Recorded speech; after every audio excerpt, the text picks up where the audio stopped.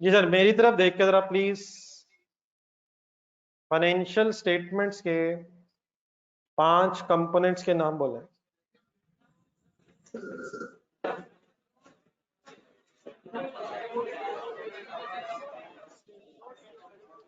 अल्हम्दुलिल्लाह, statement of financial position, statement of comprehensive income, changes in equity और notes का आपको अच्छा आइडिया होता जा रहा है।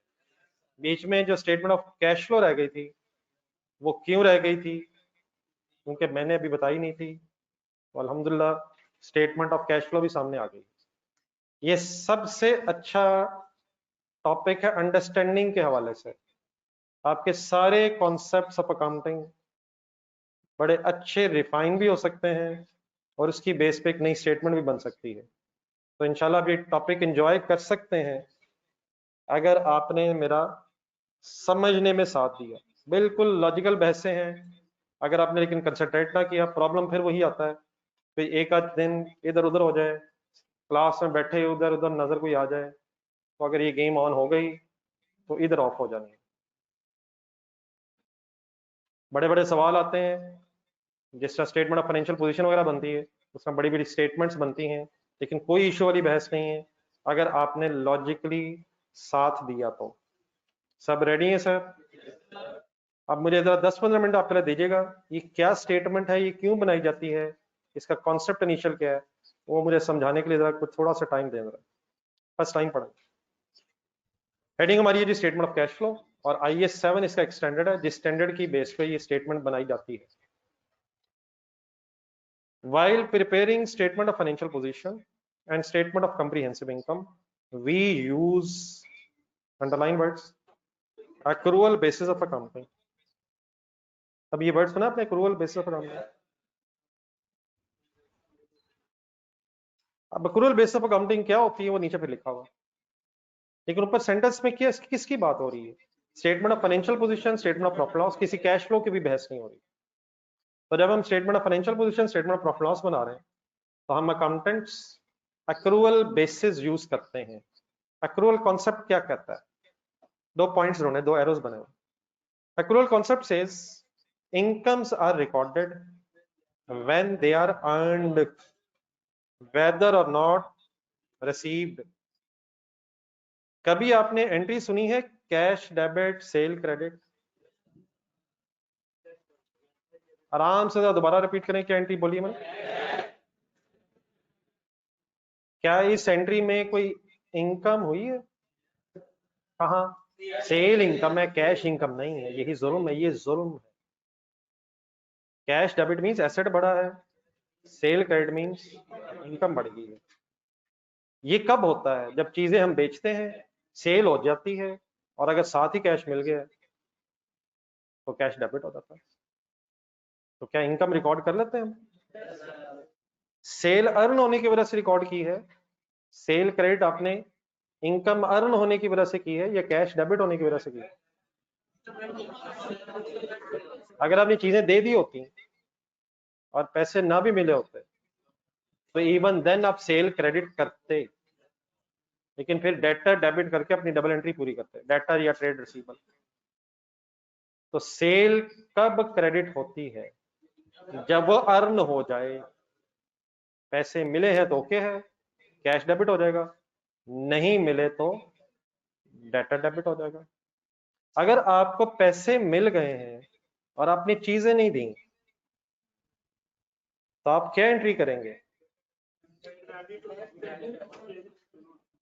पैसे मिल गए हैं, चीजें नहीं दी, तो कैश डेबिट करेंगे और अर्न इनकम के तौर पे एडवांस फ्रॉम कस्टमर क्रेडिट कर लेंगे। कैश आया, कमाया अगर नहीं है तो इनकम क्रेडिट नहीं होगी, लायबिलिटी बन जाएगी। लेकिन जब चीजें दे देंगे तो फिर सेल क्रेडिट करेंगे और अर्न इनकम वाली लायबिलिटी खत्म कर लेंगे। तीनों एंट्रीज में cash debit sale credit, debtor debit sale credit, earn income debit sale credit. Sale कब क्रेडिट होती है? जब वो अर्न हो जाए। Sale is an example of an income. कोई भी अगर इनकम है, कब क्रेडिट होगी? जब वो अर्न होगी। पैसे मिले हैं अल्हम्दुलिल्लाह कैश डेबिट, नहीं मिले हैं तो अल्हम्दुलिल्लाह रिसीवेबल डेबिट, और अगर पहले मिल गए थे तो अर्न इनकम डेबिट। सेल कब क्रेडिट होगी? इसी तरह रेंट इनकम कब आप क्रेडिट करेंगे?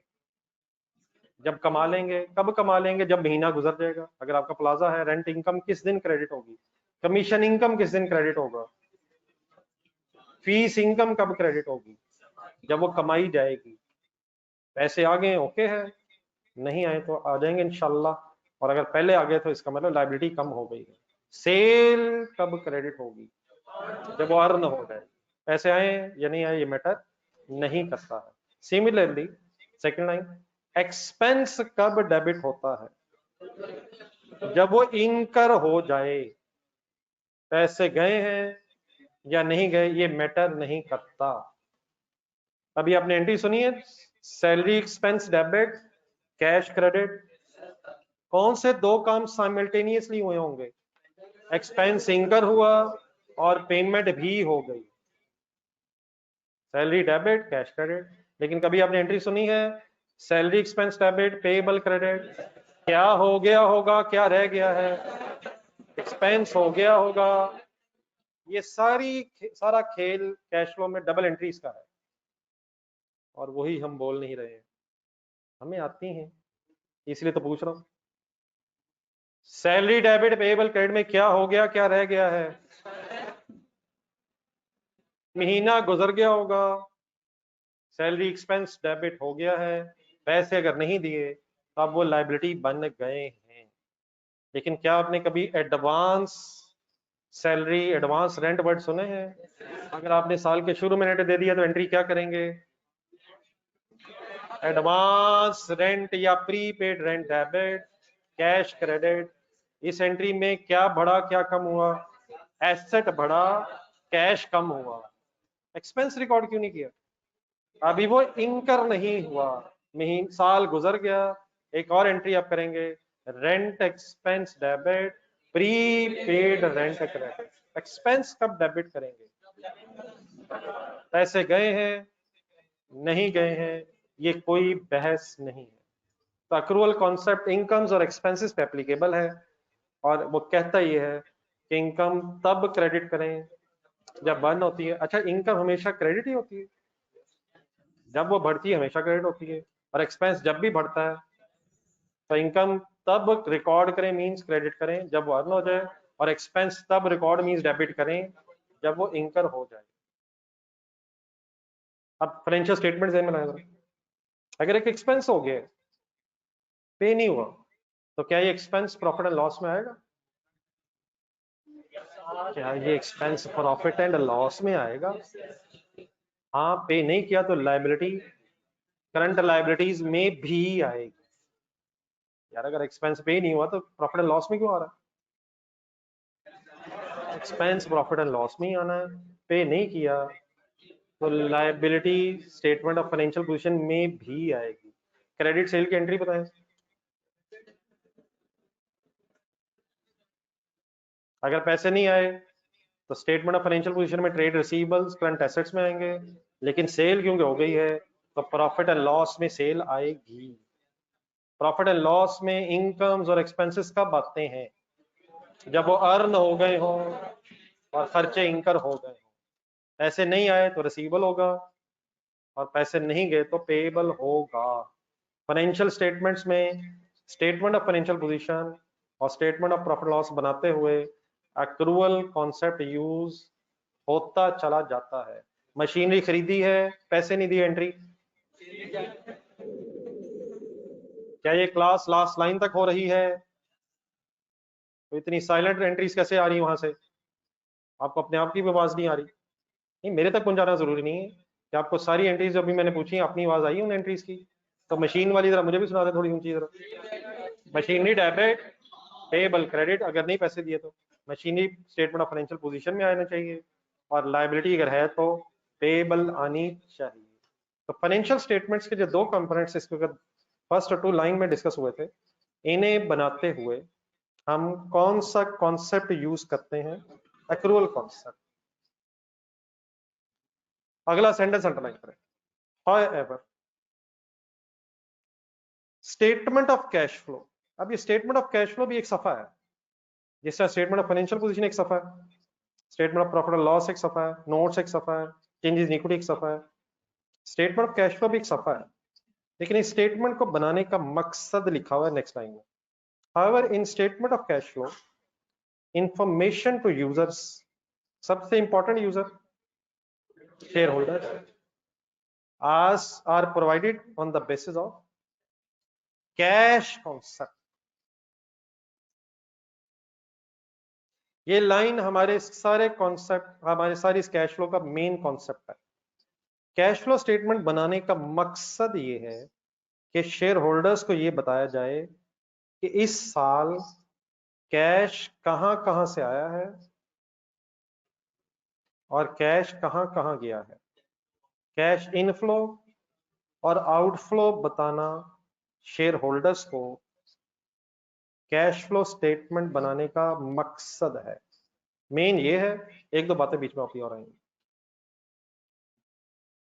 Statement of profit and loss, अच्छा ये एंड में जरा आप भी लिख लीजिएगा, ये जो कैश कॉन्सेप्ट जो एंड में वर्ड्स आए, कैश कॉन्सेप्ट का मतलब कि cash inflows and cash outflows बताना मकसद है। क्या मतलब कैश इनफ्लो? क्या मैं कह सकता हूं कैश डेबिट की बात हो रही है और कैश आउटफ्लो कैश क्रेडिट की बहस हो रही है? Statement of profit and loss दोबारा जहन में लाएं। सेल का मतलब क्या है? इनकम। सेल का मतलब कैश है। तो यही तो मैं कहना चाह रहा था, जब प्रॉफिट एंड लॉस में सेल लिख दी है तो फिर कैश फ्लो में इनफ्लो लिखने का मकसद डबल हो जाएगा। जितनी सेल होगी उतना ही कैश इनफ्लो होगा। सीधी सी बात है। सेल क्रेडिट होती तब है जब कैश डेबिट होता है। अगर तो ऐसे हुआ हो तो कैश डेबिट कैश फ्लो में आएगा और cell credit profit and loss में आएगी। लेकिन अगर क्रेडिट सेल हुई है तो सेल प्रॉफिट एंड लॉस में आएगी, trade receivable statement of financial position में आएगा, लेकिन क्योंकि कैश डेबिट नहीं हुआ इसलिए कैश फ्लो में नहीं आएगा। अगर सेल पिछले साल हुई है और कैश इस साल आया है तो कैश की एंट्री बोलें इस साल cash debit trade receivable credit. आराम से दोबारा रिपीट करें, कैश डेबिट। इस ट्रांजैक्शन का अब प्रॉफिट एंड लॉस से कोई ताल्लुक नहीं है, लेकिन क्या ये जो कैश इस साल आया है ये इस साल की कैश फ्लो स्टेटमेंट में एज एन इनफ्लो नजर आना चाहिए। Profit and loss statement is simply another name of cash flow statement. Profit and loss statement में क्या आता है? इनकम्स और एक्सपेंसेस। और कैश फ्लो में क्या आता है? कैश इनफ्लोस के साथ एक छोटी सी और ब्रैकेट बाद में खोले, पहले देखें जरा बोर्ड पे। कैश इनफ्लोस का मतलब कैश रिसीट, और आउटफ्लोस का मतलब कैश पेमेंट्स। एक्सपेंस की कोई एंट्री सुनाए? एक्सपेंस डेबिट, अगर तो कैश क्रेडिट हुआ है तो एक्सपेंस प्रॉफिट लॉस में आएगा, और जो कैश आउटफ्लो हुआ है वो कैश फ्लो में भी नजर आएगा। लेकिन एक्रूअल बेसिस पे एक्सपेंस की एंट्री बोले expense debit payable credit, expense profit and loss में जाएगा, पेबल लाइबिलिटीज में जाएगा। कैश ना आया ना गया, कैश फ्लो से कोई ताल्लुक नहीं होगा। पिछले साल का खर्चा इस साल पे हो जाए तो एंट्री बताएं, payable debit cash credit. Payable debit होने से एक्सपेंस नहीं बढ़ा, प्रॉफिट एंड लॉस में नहीं आएगा, लाइबिलिटी कम हुई और cash credit cash flow statement में पेमेंट्स में नजर आएगा। तो what is the objective of preparing a cash flow statement? To present, पढ़ के, to present the information to the users on cash concept. और कैश कॉन्सेप्ट में हम शेयर होल्डर्स को क्या बताना चाहते हैं इस साल कहां कहां से कितना कितना कैश आया और इस साल कितना कितना कितना कैश कहां कहां गया। तो इनकम स्टेटमेंट में क्या आता है, इनकम्स और expenses. Statement of financial position में क्या क्या आता है, एसेट्स, लायबिलिटीज और इक्विटी। और कैश फ्लो स्टेटमेंट में क्या आता है, receipts and payments, outflows, inflows आते हैं। कुछ यहां तक बात क्लियर है सर? कभी आपने जिंदगी में कैश का लेजर बनाया, कैश का लेजर, कैश का लेजर का ब्रॉड डाउन हो सकता है, डेबिट बैलेंस होगा ऐसा टाइप। फिर क्या कैश डेबिट हो सकता है उसमें, डिफरेंट सोर्सेज हो सकते हैं, लेकिन कैश डेबिट मींस आया होगा ये कैश, और क्रेडिट साइड पे कैश आउटफ्लो होगा और सीडी बैलेंस आ रहा होगा। इसी तरह कोई बैंक का लेजर भी होता है, brought down, bank receipts, bank payments carried down. लेकिन क्या बैंक का कभी बैलेंस ओवरड्राफ्ट हो सकता है, क्रेडिट बैलेंसेस आ जाएंगे। तो ये बेटा यहाँ ये वर्ड ना कैश, कैश इन हैंड भी हो सकता है और कैश एंड बैंक भी हो सकता है। कैश एंड बैंक में डेबिट बैलेंस मींस एसेट भी हो सकता है, और कैश एट बैंक में समटाइम्स क्रेडिट बैलेंस होने की वजह से बैंक ओवरड्राफ्ट भी हो सकता है। नेक्स्ट लाइन में आ जाए, एक और नेक्स्ट लाइन तरतीब से चलते रहेगा। however सॉरी देयर, however के बाद अगली लाइन में क्या लिखा हुआ है, therefore always consider cash flow statement just like क्या क्या क्या क्या receipt and payment account in a statement form, receipt and payment account in a statement form। एक सेकंड के लिए statement of changes in equity जरा ध्यान में लाएं। Statement of changes in equity में कितने कॉलम होते हैं, जितने इक्विटी के हेड्स होते हैं।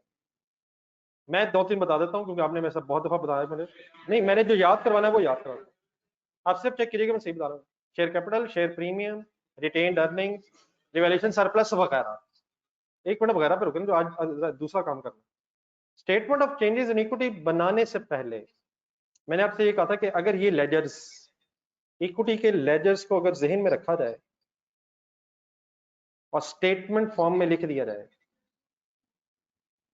Statement of change in equity start कहां से होती है, gross profit, gross carrying amount. Statement of changes in equity start कहां से होती है, balance as on, comparative required हो तो पिछले साल के ओपनिंग से शुरू हो जाता है, और ना हो तो करंट ईयर के ओपनिंग से शुरू होती है और एंड तक आ जाती है, ओपनिंग से क्लोजिंग तक आती है। शेयर कैपिटल के लेजर में अगर कुछ डेबिट क्रेडिट हुआ हो तो वो प्लस माइनस हो जाएगा। शेयर प्रीमियम, रिटेन्ड अर्निंग्स, इन लेजर्स को ज़हन में रख के स्टेटमेंट बना देने का नाम statement of changes in equity था। इक्विटी के हेड्स के लेजर ज़हन में रख के स्टेटमेंट बना देने का नाम statement of changes in equity था। देयरफॉर वाली लाइन जरा दोबारा पढ़े जरा। रसीट एंड पेमेंट अकाउंट को स्टेटमेंट फॉर्म में लिख देने का नाम, लेकिन इससे पहले कि ये बात क्या हुई है, ये रसीट एंड पेमेंट अकाउंट किसे कहते हैं? नहीं, एक मिनट जस्ट। एक कैश का जरा लेजर बनवाए। अच्छा, अब आप बनाने की जल्दी ना कीजिएगा, ये कोई ऐसी साइंस नहीं है कि आपने बनाना जरूरी है, लेकिन रिवाइज करना इस वक्त मेन काम है हमारा। बाद में देखते हैं अगर बनाना होगा तो कोई जगह ढूंढ लेते हैं इंशाल्लाह। कैश के लेजर का ब्रॉड डाउन हो सकता है, फिगर्स मैं अज्यूम कर रहा हूं, मैं रेफरेंसेस लिखूंगा, आपने एंट्रीज बतानी है।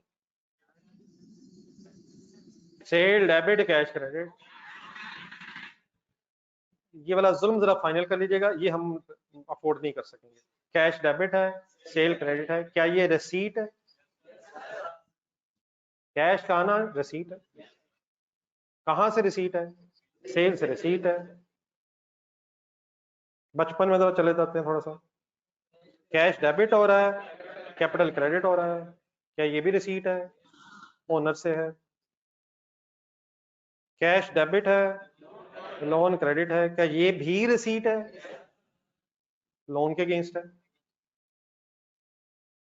कैश डेबिट, या अल्लाह मौला मदद करे या अल्लाह, क्या ये भी रिसीट है? क्या एंट्री है ये जो हमने अकाउंटिंग में डिस्पोजल वाला पढ़ा था, उसने फुल फ्लेज दोबारा वापस आना है। तो इंशाल्लाह मैंने आज या कल आपको घर के लिए कुछ क्वेश्चन रिवाइज करने को कहने हैं, और आपने हमेशा की तरह मेरी इस बात पर यकीनन अमल दरामद कर लेना है। और जैसे ही मैं कहूंगा कैश तो आ गया, एसेट वाली एंट्री बताओ, तो आपने वो कल या परसों बता देनी, अभी आज रहने दें। लेकिन ये वाली याद है, ये किस चीज की एंट्री? ये कैश है या गेन है? एक ही चीज के दो नाम है, रसीट और बहस है। और मान ना लीजिएगा वो डिस्पोजल अकाउंट बनेगा, WDV कैश से कंपेयर होगी, तो फिर गेन या लॉस आएगा। क्या ये कैश रसीट है? इसे कैश फ्लो में आना चाहिए, कैश फ्लो में आना चाहिए। क्यों? कैश फ्लो में रसीट्स आती हैं इसलिए आना चाहिए। लेकिन क्या ये कैश गेन है? तो प्रॉफिट एंड लॉस स्टेटमेंट में क्या आता है? गेन या लॉस ऑन डिस्पोजल आता है। कैश का कोई ताल्लुक प्रॉफिट एंड लॉस स्टेटमेंट से नहीं है, लेकिन कैश फ्लो में रसीद के तौर पे इस कैश ने आना है। सिर्फ इसलिए नहीं है ना जितने इनफ्लोज होंगे। ठीक है सर, कुछ पेमेंट्स की तरफ चलते हैं। एक्सपेंसेस अगर मैं रेफरेंस लिखूं तो एंट्री क्या बनेगी? Expenses debit, cash credit. Let's assume figure is suppose 20,000. Creditors debit, cash credit suppose 15,000. Dividend debit, cash credit suppose declare हुआ और पे हो गया, लेकिन समटाइम डिक्लेयर हो जाता है, पे बाद में हो जाता है। सपोज डिक्लेयर हुआ, पे हुआ, एंट्री क्या बनी? जाने से सपोज यही हुआ, जल्दी से कैलकुलेटर पकड़े, CD लिखवाएं। जी मैंने एक छोटा सा आपको जरा कैश अकाउंट बना के आइडिया दिए, मुझे बस CD बता दें। कैपिटल मैंने 1 लाख लिखा है, 1,45,000। यार सही बताना है यार, खुदा। वैसे तो ये डेफिनेटली ऑप्शनल वर्किंग थी, मेजोरिटी के लिए जरूरी नहीं थी, लेकिन जिन्होंने भी की है काइंडली सही बताइएगा। जिन्होंने नहीं की ऑब्वियसली उन्होंने जुबानी वर्किंग कर ली थी, और उनका आंसर 145 ही होगा। और अल्हम्दुलिल्लाह बात यहाँ खत्म हो गई है, सबकी पार्टिसिपेशन भी हो गई है। ठीक है यार, कुछ ने सुना, कुछ ने कैलकुलेट किया। इस तरह ही करेंगे ना, पेपर में भी ऐसे होगा, कोई एक बंदा सवाल पढ़ेगा तो दूसरा कैलकुलेटर उठा लेगा, शायद कोई पेन उठा ले और आंसर शीट ले ले, नहीं लेगा तो ना सही, हम घर आके कर लेंगे। क्या ये सारे काम साइमल्टेनियसली अपने अपने अकेले अकेले करने होंगे? पेपर में एक दफा ही करेंगे जब थक ना जाए। यही आदत डालें मेरे भाई, ताकि वहां जाके सब कुछ याद रहे। कहीं ये ना हो कि हम फिगर्स लिख लें और कैलकुलेटर पे वर्किंग का वेट कर रहे हो, नजर नहीं आ रहा टोटल। ये कैसे हो सकता? हम कर लेंगे, हम यहाँ भी करने करनी है। बैंक का लेजर बनवा देंगे यार। बैंक के लेजर का मीनिंग, जो बैलेंस बैंक में पड़ा उसकी बहस हो रही है। क्या ब्रॉड डाउन हो सकता है? Normal by default debit balance होगा सपोज 40।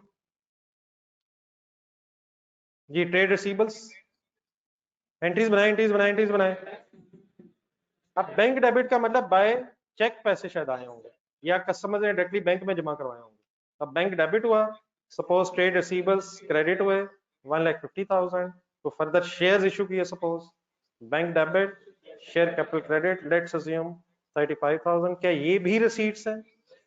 ये भी रिसीट्स हैं। अपोजिट साइड पर अगर हम आए तो लेट्स अज्यूम मशीनरी खरीदी है, machinery debit, cash credit suppose 75,000। Let's assume कोई लोन वापस किया है, लोन डेबिट, बैंक क्रेडिट, और सपोज के अलावा कोई ट्रांजैक्शन नहीं है, एक और ऑप्शनल वर्किंग सामने आ रही है।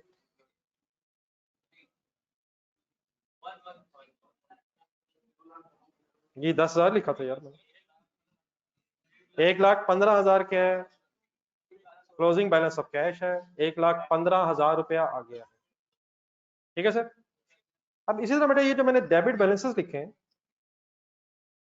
क्या समटाइम्स बैंक ओवरड्राफ्ट भी हो सकता है?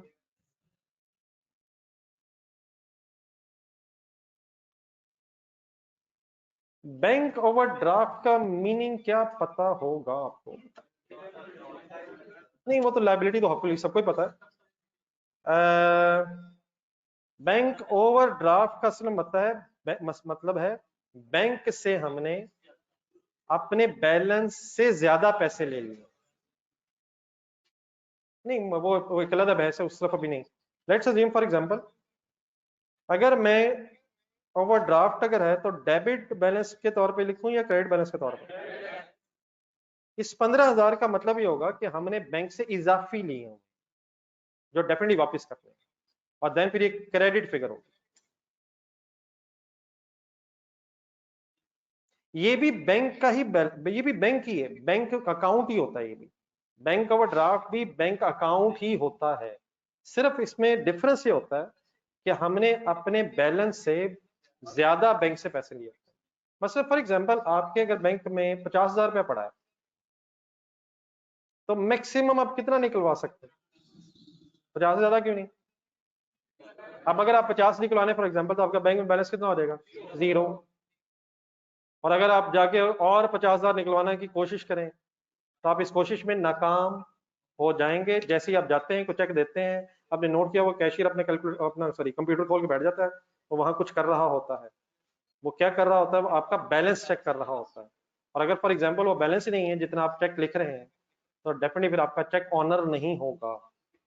लेकिन कंपनीज समटाइम्स बैंकों से एग्रीमेंट कर लेती हैं, सैंक्शन लिमिट यार, कि हमें कुछ एक्स्ट्रा दे दीजिएगा अगर हमें जरूरत पड़े तो ये पहले एग्रीमेंट होगा। अगर उनके साथ एग्रीमेंट हो गया है तभी हमें कुछ एक्स्ट्रा मिलेगा बैंक से। और अगर जीरो से कुछ एक्स्ट्रा मिल गया, जीरो से नीचे चला गया हमारा बैलेंस, अब ये समझ आ जाएगा, जीरो से नीचे नेगेटिव साइड पे अगर चला गया है तो वो तभी जाएगा जब हमने बैंक से एग्रीमेंट किया होगा, वरना बैंक कभी अलाउ नहीं करेगा। तो जितना जीरो से नीचे गया होगा वो फिर हमारी लाइबिलिटी क्रेडिट बैलेंस के तौर पे आ रही है। आई होप मैं कुछ कॉन्सेप्ट समझा सका हूं। देन बैंकों के साथ एग्रीमेंट ये होता है कि ये भी बैंक अकाउंट ही है, तो बैंक कहता है फिर अब आपकी रिसीट्स भी इसी लेजर में आनी चाहिए, इसी अकाउंट में आपकी रिसीट्स भी होनी चाहिए, और आपने पेमेंट्स आप ऐसे इसी लेजर में इसी बैंक से अपने करनी है। तो फॉर एग्जांपल अगर हमें किसी कस्टमर का चेक मिले तो हम क्या एंट्री करेंगे? बैंक डेबिट करेंगे और ट्रेड रिसीवर्स क्रेडिट करेंगे, एंट्री वही है। इस लेजर में कहां लिखेंगे? बैंक डेबिट ही है। तो रिलैक्स है कि सुनो सुनिएगा, बैंक अभी भी डेबिट ही है। ऊपर अगर मैं ओवरड्राफ्ट ना भी लिखूं, फॉर एग्जांपल अगर मैं बैंक के इस लेजर के ऊपर ओवरड्राफ्ट ना भी लिखूं और बैलेंस क्रेडिट साइड पे लिख दूं, तो क्या हम अकाउंटेंट्स को पता है अभी भी ओवरड्राफ्ट ही होगा? तो ऐसी ओवरड्राफ्ट वर्ड से परेशान ना हो। अगर आपको चेक मिलेगा और आपने इस अकाउंट में जमा करवाया है तो डबल एंट्री होगी, बैंक डेबिट और ट्रेड रिसीवेबल क्रेडिट। सोच के बताइएगा क्या ये रिसीट है? सोच के बताइएगा क्या ये रिसीट है? लेकिन बेटा इस रिसीट के होने से क्या हुआ? हिम्मत करें जरा, थोड़े से अकाउंटेंट बने। 15,000 बैंक से लिया हुआ था, 50,000 का अगर ये चेक रिसीव हुआ है तो अब आपका 35,000 डेबिट बैलेंस वक्ती तौर पे हो गया। तो ये जो बैंक ओवरड्राफ्ट है ये डेबिट और क्रेडिट के दरमियान में फ्लक्चुएट होता रहता है। कभी अगर हमारे डिपॉजिट ज्यादा हो गए हैं तो डेबिट बैलेंस हो जाएगा, कभी अगर पेमेंट्स ज्यादा हो जाएंगी तो क्रेडिट बैलेंस हो जाएगा। What was overdraft balance? 15,000। 15,000 कितना चेक सपोज रिसीव हुआ, क्या एंट्री कर दी मैंने? वही जो होती है, बैंक डेबिट किया मैंने, ट्रेड रिसीवर्स क्रेडिट किए। अगर यहां तक बैलेंस किया जाए तब 35,000 डेबिट बैलेंस सबको नजर आ रहा है। लेकिन सपोज ड्यूरिंग द ईयर आपने कुछ क्रेडिटर्स को पेमेंट की, एंट्री बताएं, एंट्री बताएं। 20,000 अमाउंट का कैसे पता चला आपको? अमाउंट सपोज 75,000 है। इज इट पॉसिबल कि ये हो जाए? कैलकुलेटर हाथ में उठाएं, बताएं कितना कौन सा बैलेंस है। उठा के जीरो भी दबाना था यार, नेक्स्ट स्टेप में बताना भूल गया, उठा के जीरो दबाएं प्लीज। 15,000 लिखना है, 75,000 जमा करके 90 हो गया, -50 हुआ, अब 40,000 फिलहाल अगर बैलेंस किया जाए तो ओवरड्राफ्ट बैलेंस मौजूद है, लेकिन अल्हम्दुलिल्लाह रब्बिल आलमीन आपने सपोज शेयर्स इशू किए और शेयर राइट शेयर्स इशू किए, bank debit, share capital credit हुआ, सपोज 2 लाख रुपया हो गया। बताएं फाइनली कौन कितना बैलेंस हो गया? घूम रहा है घूम रहा है घूम रहा है। हमने मशीन खरीद ली, 1,80,000 तकरीबन था, 2,20,000 रुपए की मशीन आई। एंट्री बताएं एंट्री बताएं। और अब मेरे इस लेजर का मुझे फाइनल बैलेंस बताएं। 60,000 किधर आ रहा है? 60,000 क्रेडिट बैलेंस डेबिट साइड पे आ रहा है। लेकिन मेरी बात जरा ध्यान सुनेगा ताकि मुझे पता चल जाए आपको क्या समझ आ सका। क्या इज इट पॉसिबल कि साल के शुरू में ब्रॉड डाउन क्रेडिट बैलेंस हो और साल के एंड में कैरिड डाउन डेबिट बैलेंस हो जाए? तो ये कोई जरूरी नहीं कि ब्रॉड डाउन ओपनिंग भी ओवरड्राफ्ट है, क्लोजिंग भी है। हो सकता है ड्यूरिंग द ईयर जो ट्रांजेक्शन हुई हो उनकी वजह से दोबारा हमारा बैंक में पॉजिटिव डेबिट बैलेंस हो गया हो। लेकिन मैंने क्या अज्यूम किया है कि सपोज साल के शुरू में भी लाइबिलिटी थी, साल के एंड में भी 60,000 की लाइबिलिटी है। ऑब्वियसली ये तभी अलाउ होगा जब बैंक से कोई एग्रीमेंट हुआ होगा और जहां तक लिमिट होगी उस लिमिट से एक्सीड नहीं किया जा सकता। लेकिन just to remind in mind, क्या उस लिमिट से नीचे हो सकते हैं? लेकिन उस लिमिट के बराबर भी हो सकते हैं, लेकिन उससे ज्यादा नहीं। देन ये जो बैंक ओवरड्राफ्ट है, जितना एक्स्ट्रा बैलेंस होगा क्या बैंक फिर उस पे आपसे इंटरेस्ट ले रहा होगा? जितना आपने एक्स्ट्रा वेल किया होगा बैंक उस पे इंटरेस्ट पे ले रहा होगा। लेकिन अगर कभी आपका एक्स्ट्रा हो जाए, नहीं फिर बैंक इतना मासूम नहीं है। बैंक के हवाले से चलें, बात हुई है तो बात पूरी कर लें। बैंक में अगर आप डिपॉजिट अकाउंट खुलवाते हैं या सेविंग अकाउंट तो फिर इंटरेस्ट मिलता है। ये अगर करना हो काम, बैंक से कोई नेगेटिव में जाना हो तो बैंक कहता है आप करंट अकाउंट खुलवाएं। आप वर्ड तो सुना हुआ लग रहा है यार। तो करंट अकाउंट में इंटरेस्ट फिर मिलता नहीं। ये फिर खुलवाया कब जाता है? जब या तो इंटरेस्ट की इंसान ने बहस ना जिंदगी में करनी हो या खुदा ना खासा उसका लोन लेने का इरादा हो। तो करंट अकाउंट जब खुलवाएंगे तो एक्स्ट्रा बैलेंस पे इंटरेस्ट देना तो पड़ता है, लेकिन अगर वक्ती तौर पे कभी डेबिट बैलेंस हो जाए तो फिर उस पर इंटरेस्ट मिलता नहीं। इसकी बहरहाल आई होप कि बात तो समझ आ गई। वैसे अब ये तो 3 मैंने लेजर आपके सामने बनाए हैं। मेरा तो ख्याल है ये सेम लेजर है। एक एंगल से देखा जाए तो ये सेम है, लेकिन डेफिनेटली जो दूसरा एंगल है पहले वो फाइनल करना।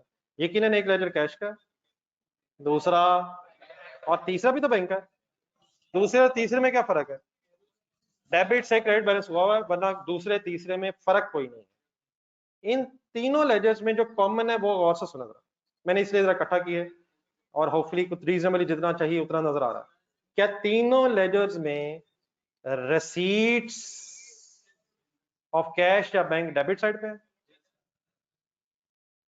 और क्या तीनों लेजर्स में पेमेंट्स चाहे कैश हो या बैंक में हो क्रेडिट साइड पे है? तीनों लेजर्स में 4 मेन चीजें आ रही हैं। या अल्लाह, ब्रॉड डाउन्स है,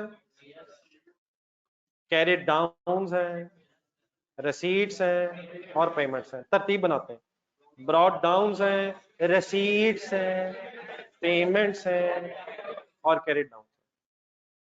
तो अगर इन लेजर्स को 3 डिफरेंट टीज में बनाने की बजाय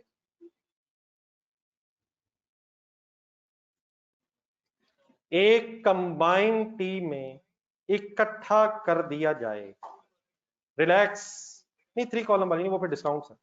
3 कॉलम कैश बुक में डिस्काउंट्स है। कैसे इकट्ठा कर दिया जाए? एक ही टी बनाई जाए, कोई कॉलम ना बनाए जाए और कैश का ओपनिंग बैलेंस लिखते हुए कैश का ब्रॉड डाउन 10,000, बैंक का brought down, total brought down 50,000 दोबारा कैलकुलेटर की जरूरत पड़ने लगी है, और बैंक ओवरड्राफ्ट का ब्रॉड डाउन 15,000 जमा करके। और जाने दो यार, कमाल होगी यार। 10,000 दोबारा दोबारा 10,000 क्या है डेबिट बैलेंस, 40,000 क्या है दोनों को जमा किया, डेबिट बैलेंस 50,000 हो गया, और ओवरड्राफ्ट क्योंकि क्रेडिट बैलेंस था, नेट ऑफ हुआ, कैलकुलेटर ने जवाब बताया। तो अगर मैं ब्रॉड डाउन 45,000 लिख दूं, 35, 10,000 जमा, 40,000, 50,000 और -15, 35,000 लिख लूं, तो ये किसका ब्रॉड डाउन है? ये कैश एंड बैंक का ब्रॉड डाउन।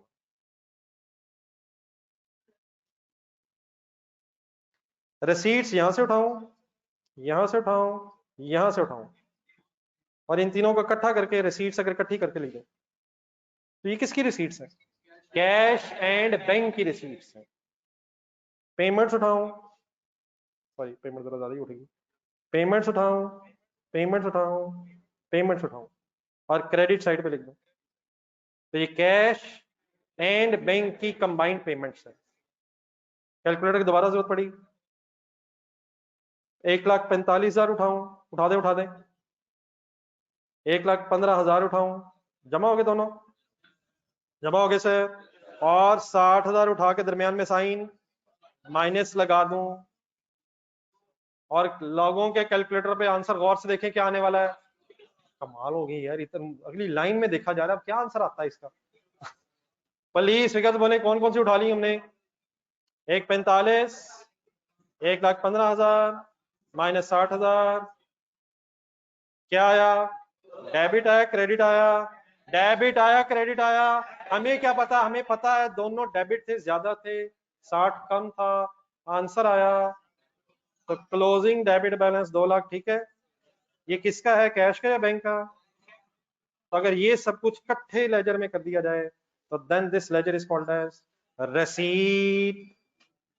बल्कि सॉरी, रसीद से पहले भी लिख लेते ना, क्या ये कैश प्लस बैंक या एंड बैंक्स का इकट्ठा लेजर है, और इसका इकट्ठा करके हमने नाम एक रख देना है, receipt and payment account. Simply means, अपनी बुक पे पढ़े पेज, अगली लाइन, अगली लाइन, अगली लाइन, देयरफॉर वाली लाइन, एक मिनट, देयरफॉर में क्या पढ़ा था? Always consider cash flow statement is just like a receipt and payment account in statement form. अगला सवाल उठा था, receipt एंड पेमेंट अकाउंट क्या चीज होती है? नेक्स्ट लाइन पढ़ें, receipt and payment account is a combined, तो is it a combined cash and bank account? तो इसको इकट्ठा करके एक नाम दे दिया हमने, receipt एंड पेमेंट अकाउंट में कितनी चीजें होती हैं यार? Brought down, receipts, payment. तो अगर ये चार चीजें एक फॉर्मेट में लिख दी जाएं, तो उस फॉर्मेट का ऊपर नाम हो जाएगा statement of cash flow. Statement of cash flow में चार मेन चीजें क्या आती हैं? Opening, receipts, payments and closing. Receipt and payment account किसे कहते हैं? Combine cash and bank account को कहते हैं। आई होप कि यहां तक हम कुछ समझ सके हैं। Statement of changes in equity क्या होती है? इक्विटी के हेड्स को, इक्विटी के हेड्स के लेजर्स को स्टेटमेंट फॉर्म में लिख देने का नाम statement of change in equity है, और रिसीट एंड पेमेंट अकाउंट को कुछ हेडिंग्स के साथ स्टेटमेंट फॉर्म में प्रेजेंट कर देने का नाम स्टेटमेंट ऑफ कैश फ्लो इंशाल्लाह बन जाएगा। डन हो गया सर? अब आप बता दें ये लेजर ऊपर बनाने की जरूरत है? जान छुड़ा रहे हैं? No reason? क्या समझ आ गई? चले मुझे बता दें, मेरी तरफ देखिए, ऊपर से पढ़े नीचे तक आए, जहां तक पहुंचे थे पहली लाइन में रहे। प्रॉफिट एंड लॉस स्टेटमेंट और स्टेटमेंट ऑफ फाइनेंशियल पोजीशन बनाते हुए एक्रूअल कॉन्सेप्ट यूज होता है, जिसमें इनकम्स, एक्सपेंसेस, रिसीवेबल, पेबल्स की बहस होती है। लेकिन स्टेटमेंट ऑफ कैश फ्लो बनती है कैश कॉन्सेप्ट से, और उसमें रिसीट्स और पेमेंट्स, इनफ्लोज, आउटफ्लोज डिस्कस होते हैं। अपने वर्ड्स में अगर हम सोचें जहन में रखने के लिए, तो अगर रिसीट्स एंड पेमेंट अकाउंट को स्टेटमेंट फॉर्म में लिख लिया जाए तो ये कैश फ्लो स्टेटमेंट बन जाएगी। और रिसीट एंड पेमेंट अकाउंट क्या चीज है? Combined cash and bank account है। मुझे एक साहब कह रहे हैं सर बना लेते हैं प्लीज, मैं रुक जाता हूँ यार, लेकिन कहाँ बनाएंगे? पिछला पेज एक मिनट देखें, पिछला पेज खाली, लेकिन पिछला पेज नजर कहाँ आएगा? एक पेज के नीचे वाली जगह बिल्कुल यूज नहीं करनी, मैंने जानबूझ कर देख के बताया, वहां एक और दो लेजर बनाने नेक्स्ट पेज के एंड पे। बहुत ज्यादा जरूरत है उस जगह की। नो नो नो नो, पिछला पेज ही है, इसके अलावा कोई चॉइस नहीं। पिछला पेज ही है, जिन्होंने बनाना है और सबने बनाना है, जल्दी से बना ले। लेकिन मेरा ख्याल नीचे वाले की जरूरत नहीं, बस ऊपर वाले बना ले। लेकिन बनाते हैं फिर एंट्रीज बोल के बनाए। ये जो भी आप लिख रहे होंगे ऐसे देख देख के, फिगर्स बोल के फिर एंट्रीज के एंगल से लिखिएगा। और जो लोग नहीं बना रहे वो इसलिए नहीं बना रहे क्योंकि उन्हें आता है, इसलिए वो जरा बोर्ड से देख के एंट्रीज बोल रहे।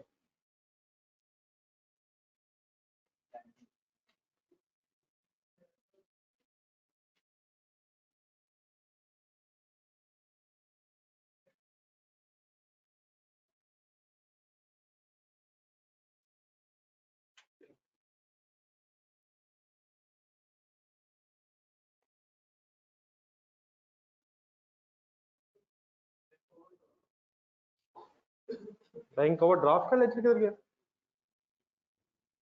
ढूंढने इधर ही है। बैंक ओवरड्राफ्ट का लेजर बोर्ड से गायब हो गया। हाँ करे यार, हिम्मत तो कर ही हो गया। क्या बैंक के ऊपर ओवरड्राफ्ट लिखना साथ जरूरी है? ब्रॉड डाउन या कैरिड डाउन? दोनों यार, इस केस में दोनों।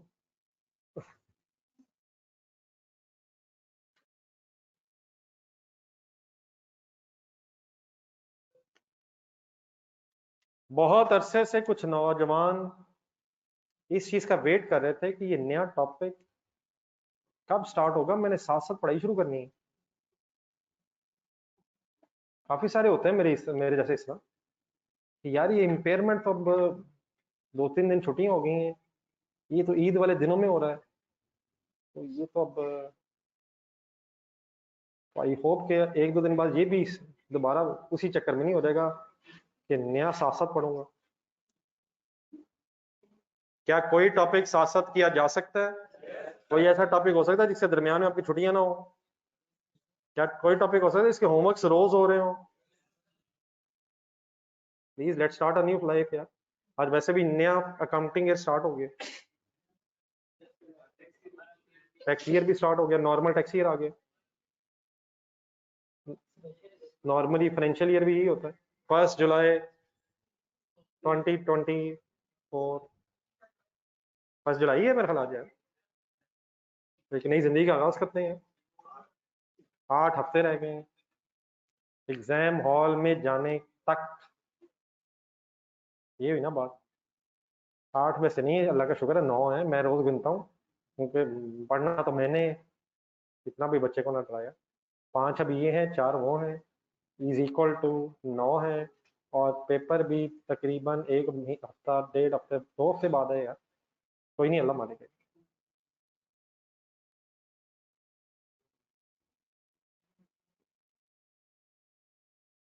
और यार बेटा, रहमतुल्लाह इतने दिनों बाद आप नजर आए हैं, लेकिन ये किस कदर मायूसी वाली बात की है। मिस्टर रहमत ऐसे ना कर यार, ऐसे ना कर।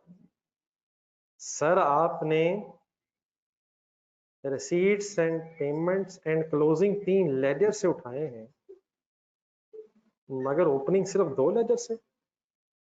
मिस्टर रहमत, जिस वक्त मैं कैलकुलेटर उठाने को कह रहा था, मुझे लग रहा है गलती से उस वक्त आपका मोबाइल उठा है। मेरा भाई जल्दी से ओपनिंग कैलकुलेट करिए यार, क्या हो गया?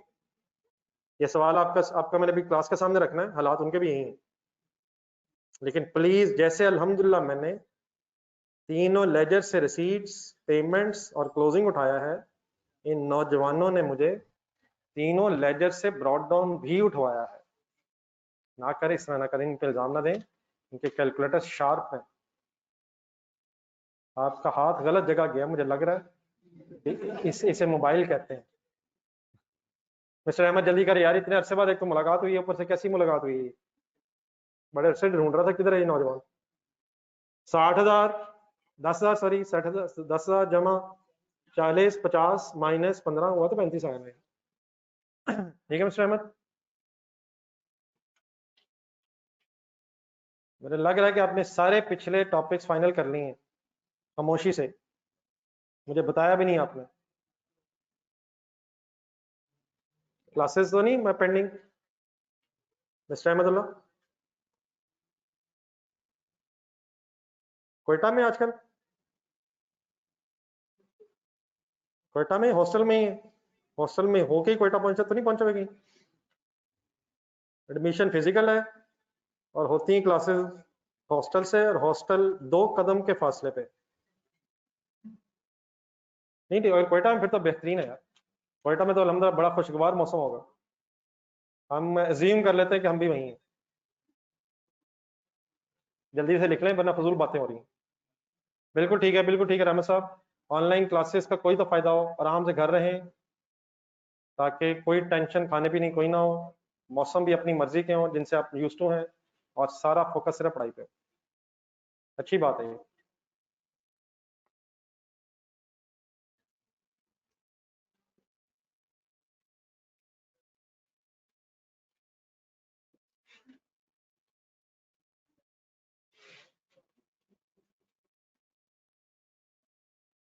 जी मेरा ख्याल है कि नोट हो गया होगा यार। अल्लाह रहम करे, बहुत अरसे बाद 3 दोस्त इकट्ठे हुए हैं। काफी पेंडिंग बातें हैं। क्लास का टाइम भी लिमिटेड होता है और बातें भी ज्यादा है। दानियाल अच्छा बड़ा मेरे साथ बैठ के क्लास लेता होता था, अचानक एक दोस्त आया, हमारी दोस्ती खत्म हो गई। क्लास का मिड आया, भला रहम ही करे। यार अच्छी भली खुली खुली जगह है, क्यों इतने कंजस्टेड बैठे हैं। दानियल थोड़ा खुला हो जाए, कोई नहीं, चला आवाज आ जाएगी। और सेंटर वाले बंदे को जरा खुला होने दो, थोड़ा सा साइड, थोड़ा सा करनी जरा। दानियल के साथ जो लोग बैठे हैं जरा खुले हो जाएंगे। जी नोटेड है सर। चले बस काफी है यार, इतना लिखा, बाकी सीढ़ी खुद निकाल लीजिए। चले सर जी, वंस अगेन फुल कंसंट्रेशन। जब भी एंट्री का भी कहूँ तो आप अफोर्ड ही नहीं कर सकते कि वो एंट्री आप ना बोल के रिवाइज करें। फिलहाल छोटी छोटी एंट्रीज आ रही हैं। गेम तकरीबन हर टॉपिक पे जानी है। Impairment, revaluation, investment property, government grant, शायद ही कोई टॉपिक बचे। अब पुराना भी आना है, अलाउंस फॉर बैड डेट्स, शायद ही कुछ बचे। IS8 एरर शायद ना आए, लेकिन एरर भी आना है। बिल्कुल सही है, एक सवाल आना है जिसमें एरर हुआ है। अगर आपको सही कैश फ्लो बनानी आ जाएगी तो क्या गलत को भी सही बना सकते हैं आप? अभी देखिएगा इंशाल्लाह ऐसा तो नहीं के। चले आज सीरियस हो जाए। देन सर जी, जहां ये लिखा नजर आ रहा था हमें कि receipt and payment account is a combined cash and bank account for example, इकट्ठे यहां तक। इसके नीचे एक रिसीट एंड पेमेंट अकाउंट बना हुआ है। आप लोगों ने क्या किया था और मुझे यहाँ क्या लिखा नजर आ रहा है? एक सेकंड बोर्ड बोर्ड पे देखना। थोड़ी देर पहले आप लोगों ने मुझे एक ब्रॉड डाउन बनवाया था 35,000। क्या ये ब्रॉड डाउन अगर मैं ऐसे लिख दूं, 50,000 ब्रॉड डाउन डेबिट और 15,000 ब्रॉड डाउन क्रेडिट, तो कोई खौफ डर की बहस तो नहीं है? क्या जिंदगी में कभी कोई आपने लेजर देखा जिसके 2 ब्रॉड डाउन हो? बचपन याद आ रहा है यार, डेटर कंट्रोल अकाउंट यार, सेल डे बुक यार, कभी वर्ड सुना आपने? Purchase day book, debtor, trade receivables control account, सबको एग्जाम है। किसी एक ने भी नहीं सुना? Creditors control account, control account word तो सुना हुआ है। CON, क्या कभी किसी लेजर में हो सकता है कि 2 ब्रॉड डाउन हो गए? आज हो गया भाई, बाकी मैं इंशाल्लाह बताता हूँ। बात तो होगी है। कैरी डाउन्स लिखे, कैरी डाउन्स अपने लेजर में लिखे, क्या उनको भी अलग अलग इकट्ठा कर सकता हूँ? कैसे कैसे कैसे? एक 45 से मैं एक 15 बनाता, 260 और 2,60,000 और 60,000। क्या ऐसे भी लिखा जा सकता है? अब अपने लेजर में देखें जो रिसीट एंड पेमेंट अकाउंट बना हुआ है, उसमें अलग अलग अगर लिख दिया जाए तो कोई मसला तो नहीं हो जाएगा? क्या नेट ऑफ किया जा सकता है? लेकिन अलग अलग भी लिखा जा सकता है, लेकिन उस केस में फिर डेबिट से अलग और क्रेडिट आता है। मेन अगर आप देखेंगे तो अभी भी 4 चीजें हैं। अब जो बना हुआ लेजर है, जो बुक पे बना हुआ है, वो देखना आप। ब्रॉड डाउन अगर मैं कहूँ है तो मान जाएंगे। डेबिट साइड पर रिसीट्स हैं, पेमेंट्स हैं और फिर 2 नीचे कैरिड डाउन है। मेन 4 चीजें कौन सी हैं? ब्रॉड डाउन है, रिसीट्स हैं, पेमेंट्स हैं और कैरिड डाउन है। ये बेटा ऑनलाइन स्टूडेंट सब साथ है। ऑनलाइन स्टूडेंट्स आप लोगों में से किसी ने डेटर क्रेडिटर वर्ड सुना? यहां तक तो मान लेना यार। कभी आप लोगों ने साथ पे कंट्रोल अकाउंट वर्ड सुना? अनफॉर्चुनेटली ऑनलाइन स्टूडेंट्स ने अब क्वेश्चन ही साइलेंट करा देते हैं, इसका जवाब ही नहीं बनता। जब एक दफा किसी ने बता दिया कि नहीं सुना तो बात खत्म हो गई है। ऑनलाइन स्टूडेंट्स की तरफ से ये जवाब है। ठीक है जी, मैं जवाब ही समझ रहा हूँ। ये बड़ा एक रिसीट एंड पेमेंट अकाउंट बना हुआ है, कंसंट्रेट अपनी प्लीज। ठीक है, जरूरत तो हमें पढ़नी है, आप माने ना माने इंशाल्लाह बनवा तो मैंने लेना ही है, और अगर आप ना माने तो इंशाल्लाह बना के दिखा दूंगा। हो सकता है आपके जहन में से निकला हो, तो इंशाल्लाह टेंशन ना लें, बात होनी ही होनी है इंशाल्लाह। मैंने अभी तक आपको कहा ये बेटा ठीक है, नहीं सुना तो अच्छी बात है। ये असल में मेडिकल का कॉन्सेप्ट है, जो अच्छा हो गया आपने सुना, आपने सीए किया, फॉरगेट अबाउट इट। मैंने सारे अल्फाज वापस ले लिए, कंट्रोल अकाउंट वर्ड ही कोई नहीं है, फोकस ऑन द स्टोरी जैसे कि चल रही है। मैंने अभी ऊपर आपसे कहा कि अगर किसी रिसीट एंड पेमेंट अकाउंट को स्टेटमेंट फॉर्म में लिख दिया जाए तो स्टेटमेंट ऑफ कैश फ्लो बन जाती है।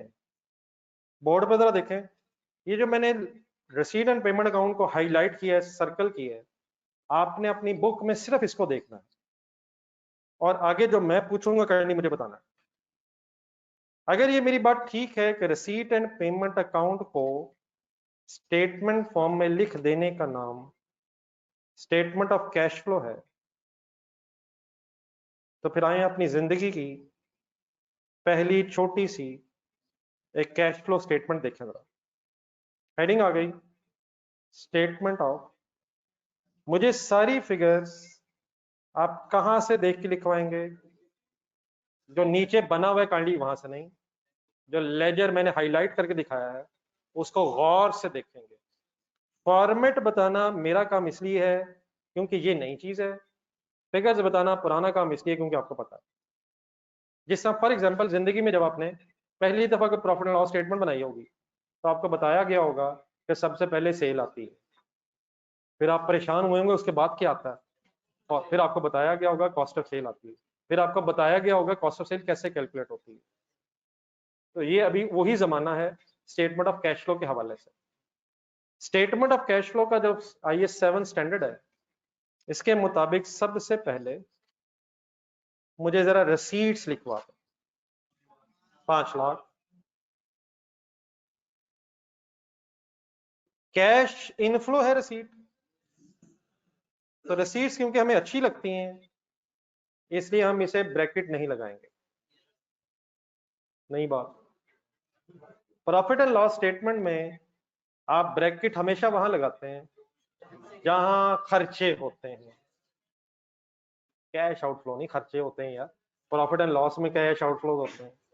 प्रॉफिट एंड लॉस स्टेटमेंट में क्या क्या होता है? इनकम्स और एक्सपेंसेस। आप एक्सपेंसेस को ब्रैकेट लगाते हैं, इनकम्स को कभी नहीं, इनकम्स अच्छी लगती हैं, एक्सपेंसेस मजा नहीं आता। प्रॉफिट अगर आ जाए तो ब्रैकेट नहीं लगाते क्योंकि अच्छा लगता है, लेकिन अगर लॉस आ जाए तो ब्रैकेट वहां पर लगाते हैं जहां मजा ना आ रहा हो। तो रिसीट्स अच्छा लग रहा है, पॉजिटिव हुआ करेंगी। पेमेंट्स आप बता दें लिखूं कैसे? 4 लाख लिखवा रहे हैं आप मुझे, पेमेंट्स को ब्रैकेट लगा देंगे, कैश आउटफ्लो है। देन यहां रुक के लेजर नहीं देखा करेंगे, एक छोटी सी कैलकुलेशन किया करेंगे। 1 लाख पॉजिटिव है या नेगेटिव है? रिसीट्स में अगर पेमेंट लेस की जाए तो प्रॉफिट आ जाएगा।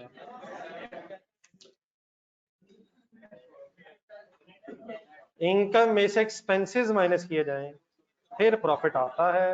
रिसीट्स में से अगर पेमेंट्स माइनस की जाए तो इसे कहेंगे नेट कैश फ्लो है। रिलैक्स अगर आप देखें क्योंकि आगे पॉजिटिव फिगर है इसलिए नेट कैश इन फ्लो है।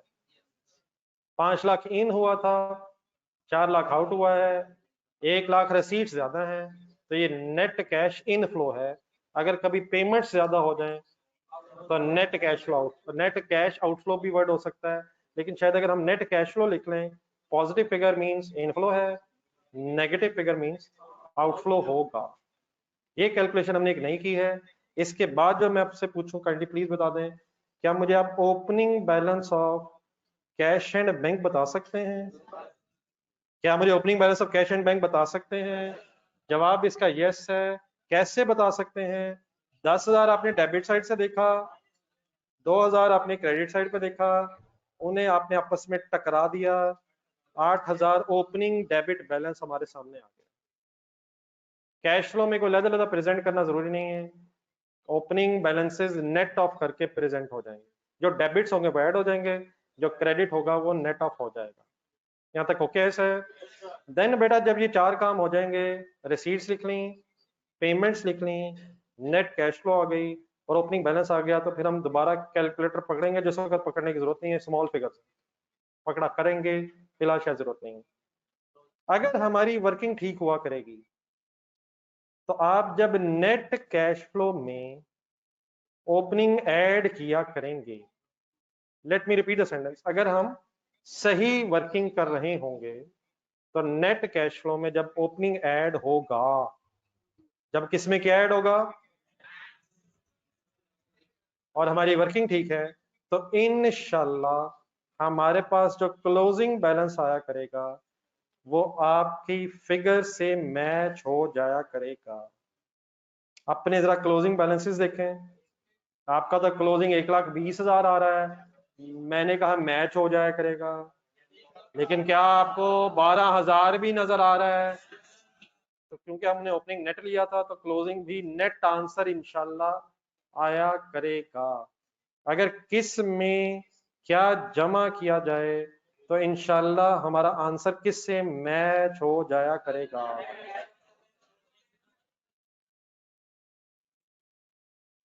अकाउंटेंट की जिंदगी की खुशियां यही हैं, ट्रायल बैलेंस मैच हो गया अल्हम्दुलिल्लाह, statement of financial position tally हो गई अल्हम्दुलिल्लाह, डबल अल्हम्दुलिल्लाह हो गया, कैश फ्लो मैच कर गई अल्हम्दुलिल्लाह, अल्हम्दुलिल्लाह स्क्वायर हो गया, ओ सॉरी क्यूब हो गया। और जैसे ही हो जाए अकाउंटेंट फिर अगला सवाल शुरू करता है बिस्मिल्लाह पढ़ के, ताकि एक और दफा अल्हम्दुलिल्लाह हो सके।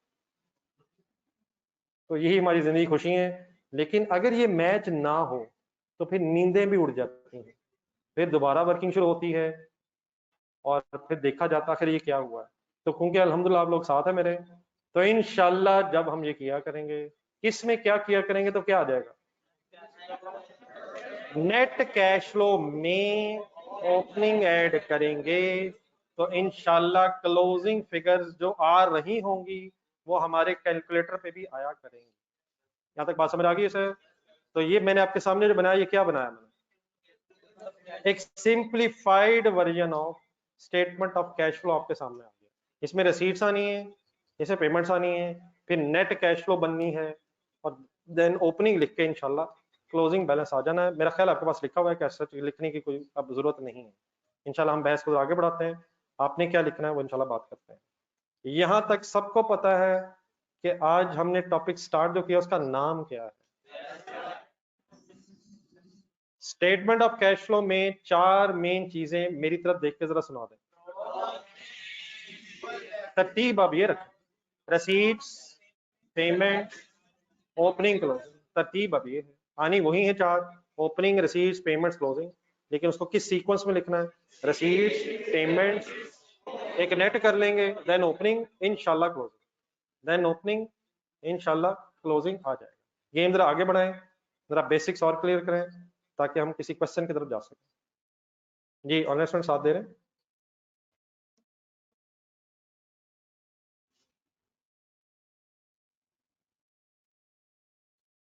कंट्रोल्ड अकाउंट किसे कहते हैं?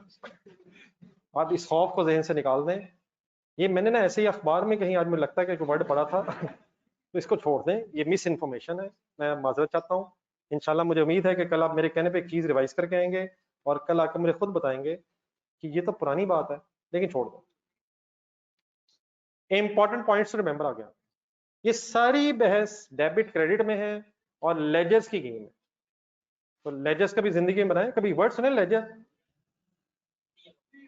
ठीक हूँ, debtor ledger, creditor ledger, payables के लेजर, फिर प्रीपेड के ledger, ledger ledger ledger, accounting head का अपना अपना लेजर। तो इनको जरा लेजर सही में रखकर जरा सेंटेंस पढ़ो और फुल इन्वॉल्व है आप। If there is no opening and closing balance of trade receivables, then sale should be equal to receipt। ये 5-6 लेजर बनने मेरा ख्याल अब देखिए जगह जरा मुश्किल है आपके लिए बनानी, रजिस्टर खोलना। just to revise the old ledgers।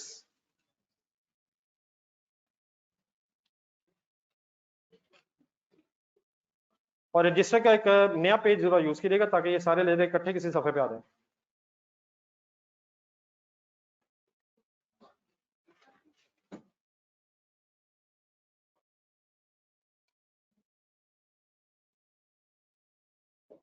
पहले जरा मेरा ख्याल लेजर अभी ना बनाए ताकि आपको पता चले स्पेस कितनी चाहिए। ठहर जरा इसमें, अभी एक सेकंड ठहर।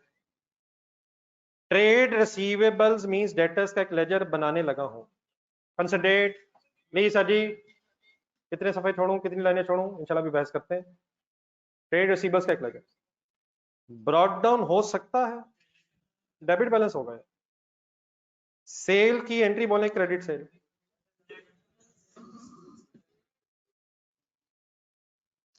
क्रेडिट साइड पे आए, सेल रिटर्न की एंट्री बोला।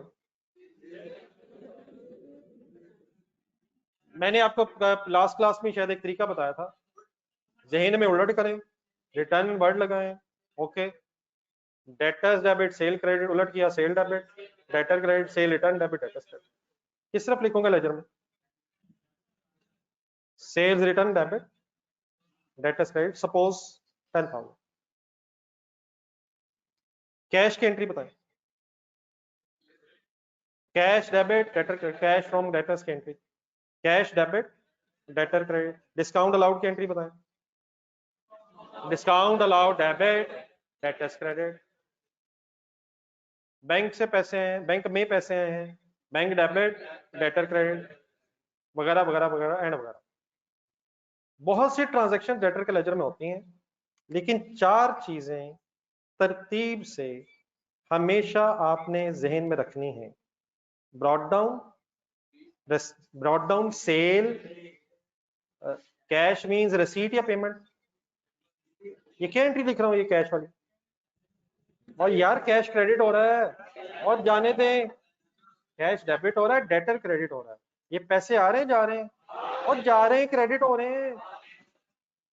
ये डेटर का लेजर बना हुआ है, कैश के लेजर में ये डेबिट ही है। इज इट रिसीट और पेमेंट? कैश डेबिट हुआ हुआ, डेटर क्रेडिट है।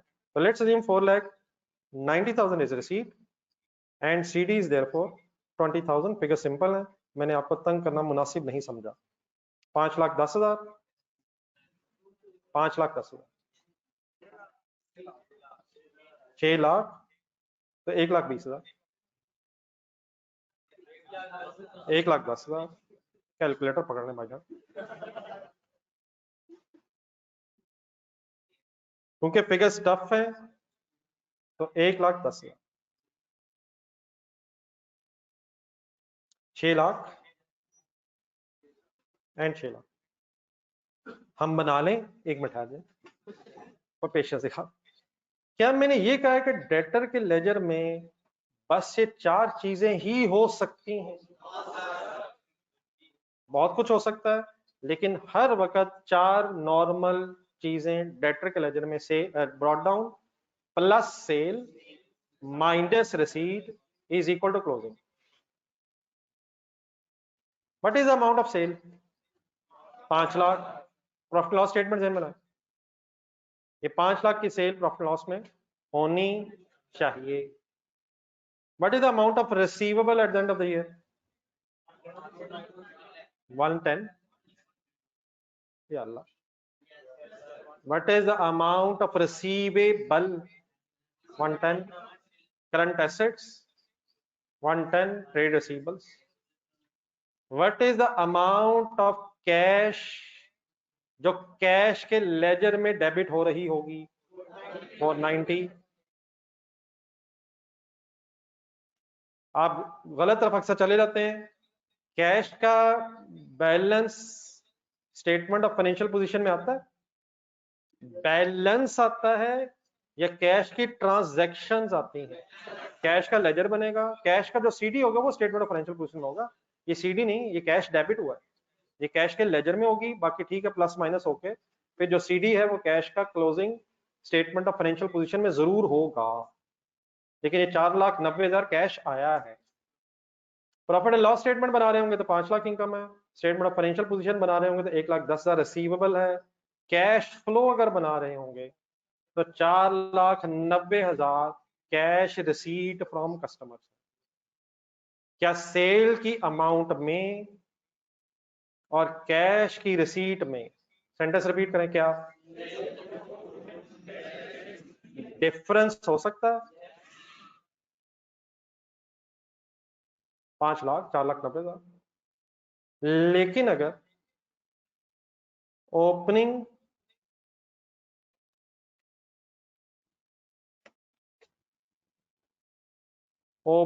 एंड क्लोजिंग डेटर्स ना हो, क्या सेंटेंस बोला मैंने?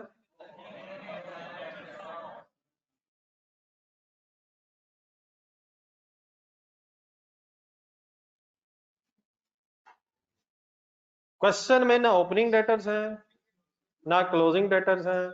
क्वेश्चन में आपको 5 लाख सेल मिली है, क्या वो 5 लाख की सेल कैश रिसीव्ड से एक डिफरेंट अमाउंट हो सकती है? हो सकती है, हो तो सकती है, हो तो सकती है। लेकिन अगर ओपनिंग भी नहीं मिला, क्लोजिंग भी नहीं मिला, तो या तो ये कैश सेल ही है, सर जी सर जी सर जी सर, और या अगर क्रेडिट पे सेल हुई भी थी तो सारा कैश रिसीव हो गया होगा। जरा मेरे लेजर बैलेंस बनाएंगे जरा इस सिचुएशन में। ओपनिंग 0 है, सेल 5 लाख है, क्लोजिंग भी 0 है। बहुत कुछ हो सकता है, अगर होगा तो लिख लेंगे, और अगर नहीं है तो क्या जितनी सेल है उतनी ही रिसीट भी है? क्या सेल और रसीद में डिफरेंस हो सकता है? लेकिन अगर क्या एंड क्या ना हो, ओपनिंग एंड क्लोजिंग ना हो, और आपको सेल मिल जाए, तो क्या फिर वही रसीट भी होगी? हमेशा ऐसे ही होगा। अपना सेंटेंस पढ़े जो पढ़े थे, इंपॉर्टेंट पॉइंट रिमेंबर। इफ क्या, आराम से आराम से, क्या एंड क्या इज नॉट अवेलेबल। इसी लाइन का मतलब ये है कि अगर हमें ओपनिंग क्लोजिंग मिल जाए और सेल मिल जाए, तो क्या फिर सेल ही रसीद है? नो नो, फिर हम क्या करेंगे, हम लेजर खोल लेंगे, हम ओपनिंग लिख लेंगे, क्लोजिंग लिख लेंगे, सेल लिख लेंगे, और कैश निकाल लेंगे। क्या सेल और कैश की फिगर डिफरेंट हो सकती है? लेकिन अगर क्या एंड क्या ना हो, हिम्मत हिम्मत, तो देन बेटा इस लाइन का मतलब ये है कि फिर हमें टाइम वेस्ट करने की जरूरत नहीं है। फॉर एग्जांपल हमें सेल मिली, हमने पूरा सवाल सर्च कर दिया, हमें कहीं डेटास नहीं मिले, तो अब रादर देन कि हम लेजर बनाएं, ब्रॉड डाउन 0, कैरिड डाउन 0 लिखें, सेल लिखें, हम सीधा ही किस नतीजे पे पहुंच जाएंगे कि अगर ओपनिंग एंड क्लोजिंग नहीं है तो फिर जो सेल है वही रसीट के बराबर फिगर होगी। लेकिन अगर ओपनिंग एंड क्लोजिंग मिल जाए और सेल मिल जाए तो हम इंशाल्लाह लेजर बना लेंगे और रसीट निकाल लिया करेंगे। एक छोटी सी बात, ये जो सेंटेंस लिखा है इसमें लिखा है ओपनिंग एंड क्लोजिंग, ओपनिंग और क्लोजिंग नहीं। मसला बोर्ड पे देखें, लेट्स अज्यूम ओपनिंग था सपोज 10,000, क्लोजिंग नहीं है, ओपनिंग 10,000 है, सेल 5 लाख है, क्लोजिंग 0 है। बैलेंस करें जरा जवाना, हिम्मत हिम्मत हिम्मत हिम्मत हिम्मत। 4,90,000 रिसीट आ गई। डॉक्टर नहीं है, अब डॉक्टर नहीं है, प्लीज डॉक्टर नहीं है। 5,10,000 रिसीट कैसे हो गई?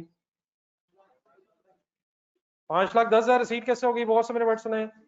ओपनिंग 10,000 था, 5 लाख सेल हुई। अगर साल के एंड में कोई रिसीवेबल नहीं है तो इसका मतलब ओपनिंग भी 10 मिला होगा, और 5 लाख भी मिला होगा, तो टोटल रसीद 5,10,000 हो जाएगी।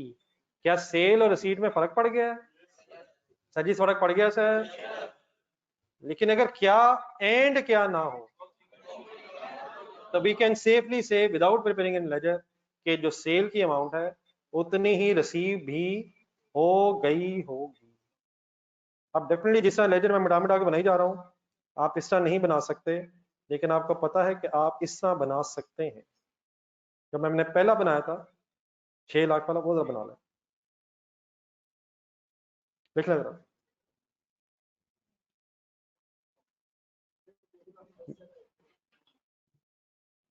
अगर क्लोजिंग 10,000 हो गया तो वो कर लेते हैं, ओपनिंग 1 लाख कर लेंगे।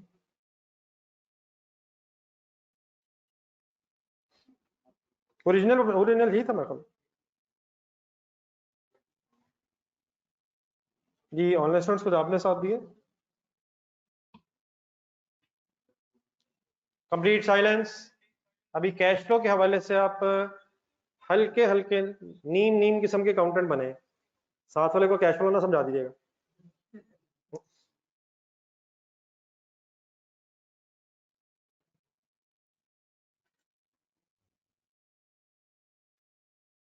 बार बार मैं रिपीट कर रहा हूं, ये सारी बहस डेबिट क्रेडिट और लेजर्स की रह जानी है, और फुली इन्वॉल्व प्लीज रहना जरूरी है। सेल मैंने डेबिट साइड पे लिख दी है और रसीद मैंने क्रेडिट साइड पे लिख दी है। ये मसला तो नहीं क्रिएट हो जाएगा? क्या मैंने कहा कि इस लेजर में सिर्फ यही 4 चीजें होंगी? क्या मैंने कहा हमेशा सेल रिसीट होगी? मैंने सिर्फ क्या कहा, अगर ओपनिंग एंड क्लोजिंग नहीं है तो फिर टाइम वेस्ट करने की जरूरत नहीं है, सेल मिले तो वही रिसीट होगी, और डरे बगैर सोचें रिसीट मिल जाए तो क्या वही सेल होगी? अगर क्या एंड क्या नहीं है। ये any confusion this first point? अच्छा डेफिनेटली बहुत डिटेल में हमने जाना है, तो बहुत उधर उधर ना, अगर वो हो जाए और वो हो जाए, जो जो आपके जहन में सवाल आ रहा है वो रख लें जहन में। इंशाल्लाह मैं खुद पूछूंगा 2 दिन बाद, क्या भूकंप करें, क्या रह गया, और फिर आप जो कहेंगे इंशाल्लाह वो ही आ जाएगा। तो बिल्कुल टेंशन फ्री रहे, इंशाल्लाह वो सब कुछ जो आप सोच सकते हैं वो तो आ ही रहा है, लेकिन जो आप नहीं सोच पा रहे इंशाल्लाह वो भी इंजॉय करना है। Accounting is simply another name of pure enjoyment.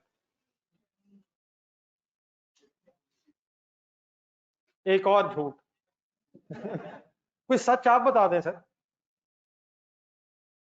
What is the such? आज भी दिल, लेकिन फीस जमा करवानी भी है, करवा भी दी है, इरादा भी है।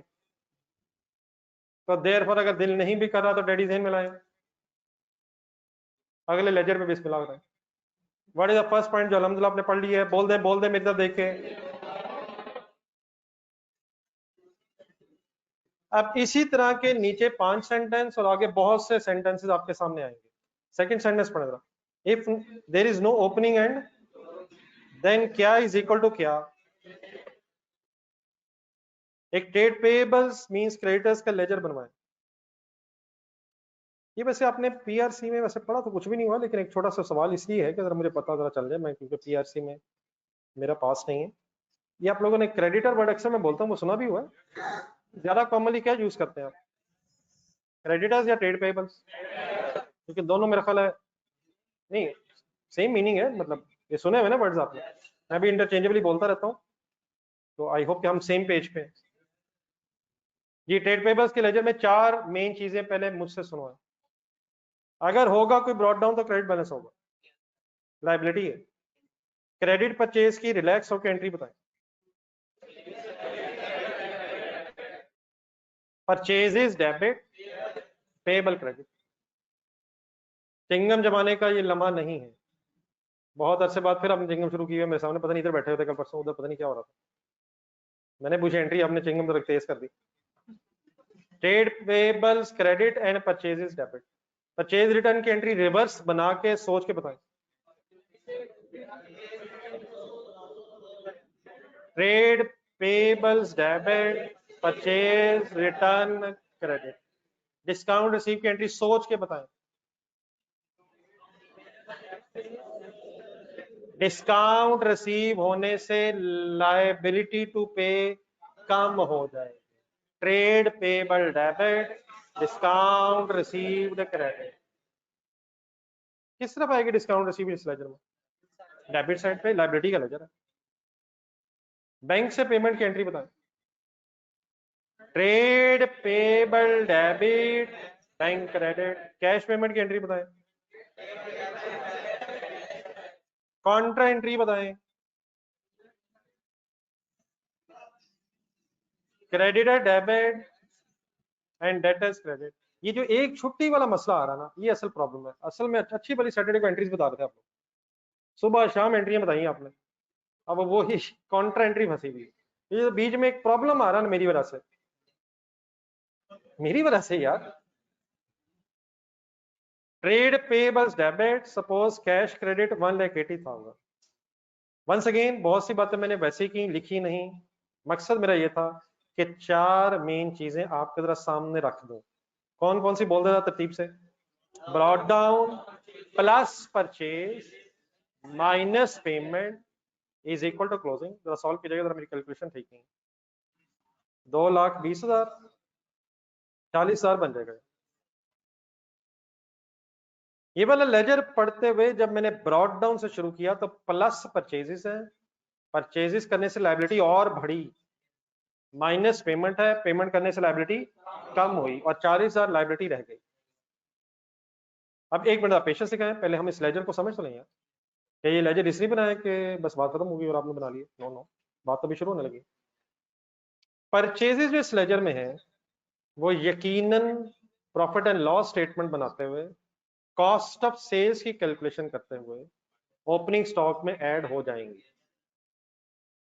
क्लोजिंग बैलेंस जो 40,000 इस लेजर में नजर आ रहा है वो यकीनन स्टेटमेंट ऑफ फाइनेंशियल पोजीशन बनाते हुए करंट लायबिलिटीज में नजर आ रहा होगा।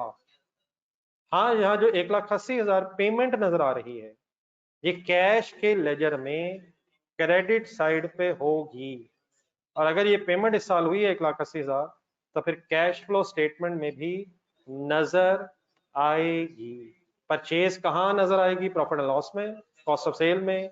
और कैश कहाँ नजर आएगा? कैश फ्लो स्टेटमेंट में एज अ पेमेंट कैश के लेजर से, और कैश के लेजर नहीं स्टेटमेंट फॉर्म में बनना है।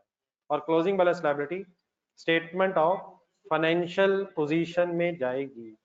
क्या परचेज की अमाउंट और पेमेंट की अमाउंट, क्या बोला मैंने, में डिफरेंस हो सकता है,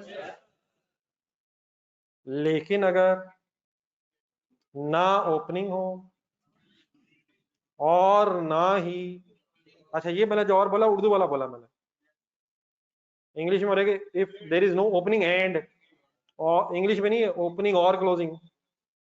ओपनिंग एंड क्लोजिंग अगर दोनों नहीं है और आपको कहीं सवाल में पता चला है कि परचेज 2 लाख हुई है और ना ओपनिंग पेबल आ रहा है ना क्लोजिंग पेबल नजर आ रहा है, ढूंढा बहुत आपने, लेकिन जब ढूंढ ढूंढ के थक गए तो आपके जहन ने क्या नतीजा निकाल के सामने रख दिया कि अगर 2 लाख परचेज है, ना ओपनिंग पेबल था ना क्लोजिंग पेबल है, तो या तो ये कैश परचेज होगी, और अगर ये क्रेडिट परचेज थी भी तो 2 लाख पे हो गया होगा।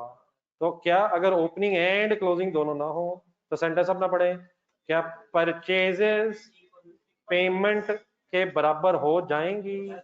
लेकिन अगर ओपनिंग एंड क्लोजिंग हो तो फिर ये डिफरेंट फिगर्स भी हो सकती हैं। वन सेकेंड, एंड को मैं जरा क्लियर कर दूं। लेट्स से ब्रॉड डाउन तो नहीं है, लेकिन कैरिंग डाउन 25,000 है। बताएंगे लेजर कैसा बैलेंस होगा, पेमेंट कितनी होगी? 2 लाख खरीदा, 25,000 पेबल रह गया है, पेमेंट 175 होगी। इट मींस अगर ओपनिंग या क्लोजिंग कोई है तो फिर तो लेजर बना के इंशाल्लाह वर्किंग करेंगे। लेकिन अगर क्या नहीं है, बोल दे ना ओपनिंग है ना क्लोजिंग है, तो फिर कैश पेमेंट और परचेजेस की अमाउंट सेम ही होगी। इन अदर वर्ड्स क्वेश्चन करते हुए परचेजेस नजर आई, ब्रॉड डाउन और कैरी डाउन पेएबल्स भी नजर आ गए, तो आराम से वर्किंग कर लेंगे। और अगर ओपनिंग एंड क्लोजिंग दोनों नहीं है तो रिलैक्स होके हम परचेजेस ही को क्या कह के बहस खत्म कर देंगे। थोड़ा सा इन्वॉल्व रहिएगा, आई होप कि मैं कुछ समझा पा रहा हूँ। लेजर बना लें जो मैंने ओरिजिनल फिगर्स के साथ बनाया था। जी ऑनलाइन स्टूडेंट्स प्लीज क्लियर।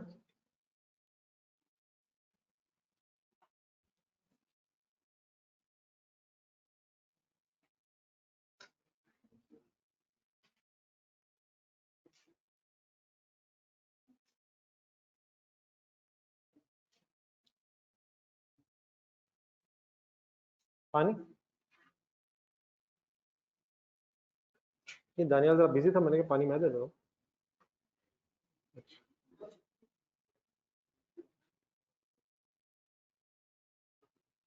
बहुत मिस किया दानियाल ने आपको, लेकिन काश वो क्लास में मिस ही करे।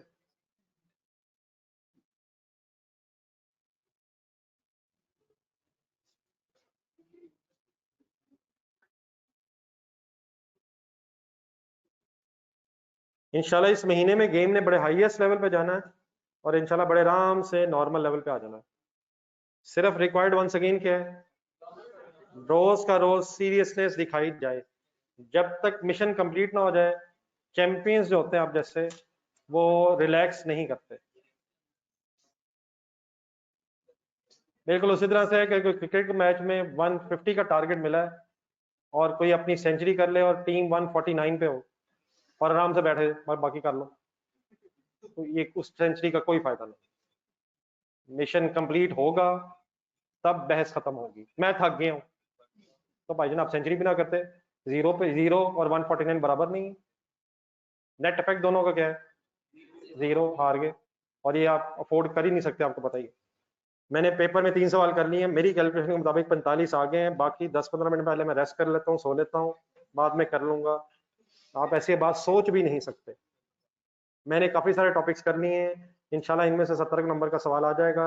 मुझे किसी बुजुर्ग ने कहा है, बाकी 30 में रहने देता हूँ। खुदा के लिए ऐसी कोई बहस नहीं है, 100% एफर्ट इज रिक्वायर्ड। अपनी तरफ से कोई सवाल कोई टॉपिक आप अफोर्ड नहीं कर सकते। ये अच्छा हो गया मेरे अचानक ज़हन में आया, इन दिनों में कुछ आपने खुद भी बुजुर्ग बनना है और कुछ हो सकता है वाकई आपसे सीनियर भी मिले आपको जो बुजुर्गों की तरह मिले।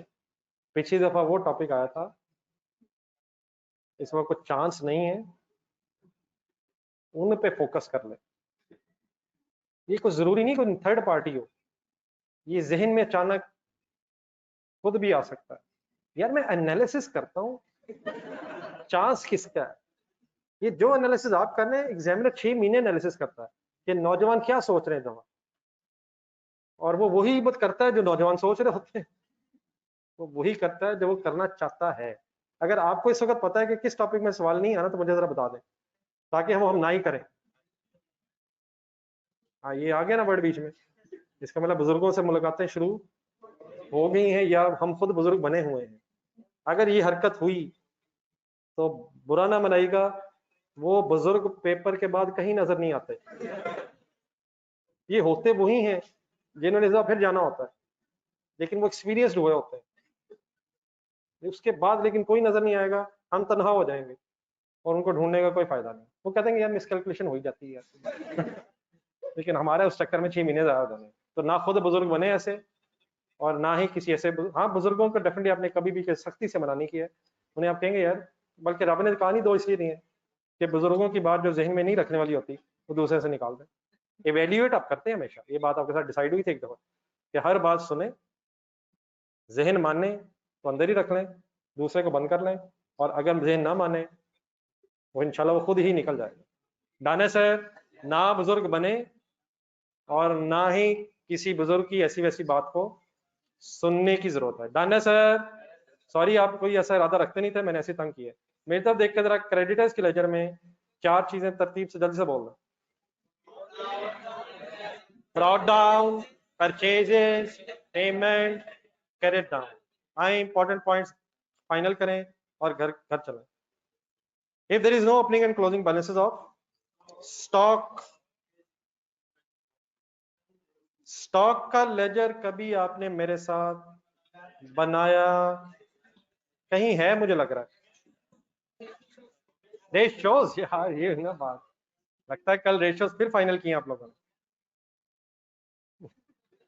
नहीं, आप लोग सबके बिहाफ पे कैसे बेटा बोल सकते हो सकता आपने ना किए हो, ये नौजवान थके थके लग रहे हैं मुझे। रेशियोज करते रहे ये।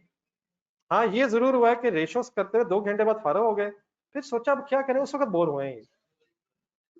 रेशियोज अब इतनी दफा पड़ी हुई है, रिवाइज करते रहे, प्रोग्रेसिव स्टील किया, और उसके बाद फिर आप क्या करें, इतनी दफा पुरानी चीजें की हुई हैं, इन्हें मजा नहीं आया। तो इंशाल्लाह मेरे नया सवाल याद आ गया। स्टॉक का एक लेजर बनाए, स्टॉक का लेजर, लेजर बस बस जितना मुस्कुरा सकते हैं हम उतना साथ साथ मुस्कुरा लेते हैं, लेकिन गेम इधर ऑन रखें। स्टॉक का एक लेजर खोलें, और क्या ये एसेट अकाउंट है या लायबिलिटी अकाउंट है? मेरे से 4 चीजें पहले सुन लें, आपको याद आ जाएगी इंशाल्लाह। ब्रॉड डाउन सपोज 25,000 का स्टॉक है, परचेजेस सपोज 2 लाख हैं, सेल नहीं यार, वो वाला लेजर रहने दे यार, सेल नहीं, कॉस्ट ऑफ सेल यार। किस तरफ cost of sale? Cost of sale की कोई एंट्री बताएं। Cost of sale debit, stock credit, perpetual, periodic, वही कुछ मिलती जुलती बातें आ रही हैं। कैलकुलेटर उठाएं, मेरा जरा लेजर का सीडी बताएं।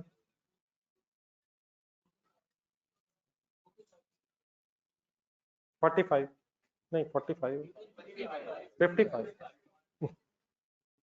कैलकुलेटर अलाउड था, सॉरी मैं बताना भूल गया। 55, 55, 55, कॉमा 000। इस सेंटेंस को इस जरा लेजर को एक मिनट फाइनल कर लें, आप बना लीजिएगा। क्या परचेज की अमाउंट और कॉस्ट ऑफ सेल की अमाउंट में डिफरेंस हो सकता है?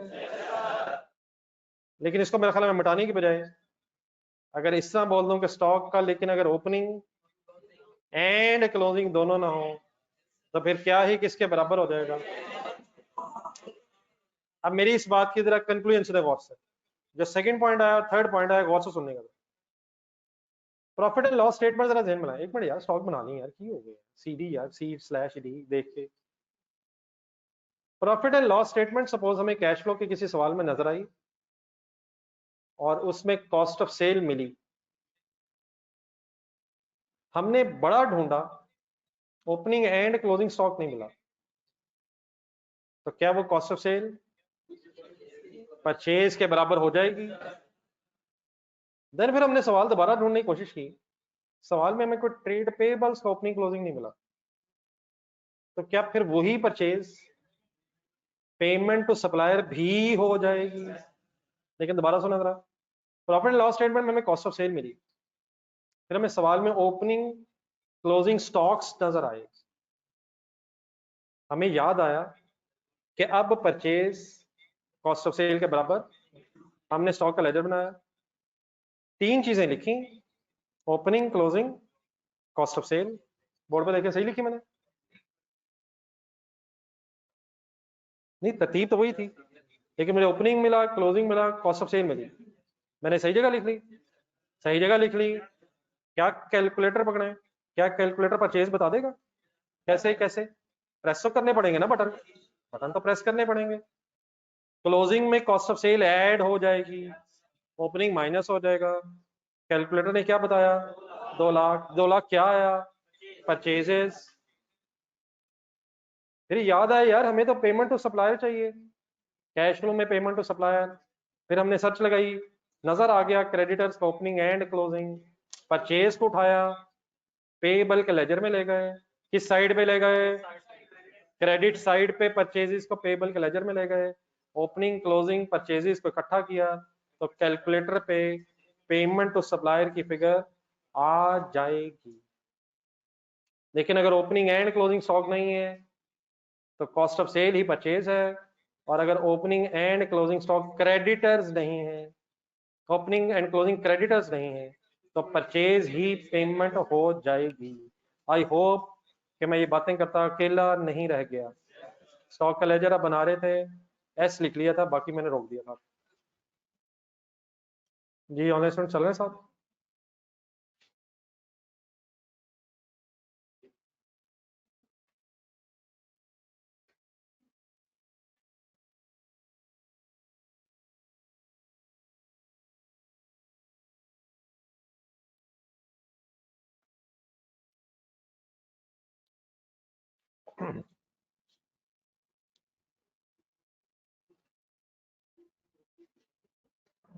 लास्ट लाइनों में से हाथ उठते हैं, मैं कॉन्शियस होकर देखता हूं कि शायद कोई सवाल आ रहा है, और अचानक ये सवाल, ये हाथ साइलेंटली नीचे चला जाता है। आप लोगों ने मुझे इसका आंसर नहीं बताया। एक जमाने में कुछ दिन पहले मैंने एक सवाल पूछा था कि इंसान को बोरियत किस जगह महसूस होती है? जहां थकावट हुई हो। जब इंसान थक जाता है फिर वो बोर महसूस करता है। जहां दिल, ना ना ये भी वजह नहीं है, ना ये वजह नहीं है, जहां दिल ना लगा हो, जहां बंदा फंसा हुआ बैठा हो। समझ तो आ रहा होगा लेकिन दिल मान नहीं रहा। समझ क्यों आ रहा है? मजा नहीं आ रहा। यहाँ क्यों हूं मैं? बाहर हवा चल रही ठंडी, सुना है बारिश हुई थी, वगैरह वगैरह वगैरह। ये आपके जहन में नहीं आती बातें फजूल किस्म की? जैसे मैं फंसा हूं ना, बोर हो रहा हूँ। लेजर बना लिया सर? कोई डेटर का लेजर मेरी तरफ देख के जरा बोल सके चार चीजें। नहीं, कोई जरूरी तो नहीं कि स्टॉक बनाया तो स्टॉक ही पूछ रहा है मैंने। Brought down, sale, receipt, closing, stock try करें, opening, purchases, cost of sale. Any confusion? सबको सही मजा समझ आ रहा है? ये ऑनलाइन स्टूडेंट्स कोई कुछ मेहनत नहीं? देन सर जी आ जाए point number 4। If there is no opening and closing balance of, दो वर्ड्स अंडरलाइन करें, या दो चीजें इकट्ठी डिस्कस हो रही हैं, प्रीपेड एक्सपेंसेस और expenses payable, then it means expense is equal to payment। आए रजिस्टर में,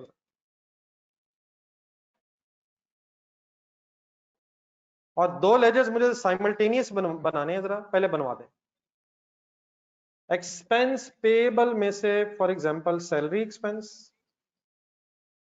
और प्रीपेड एक्सपेंसेस में से suppose prepaid rent. Full concentrate, important एक चीज आ रही है, sorry salary payable. Salary payable पे जरा एक मिनट फोकस करें। ये सैलरी पेएबल किस नेचर का लेजर है?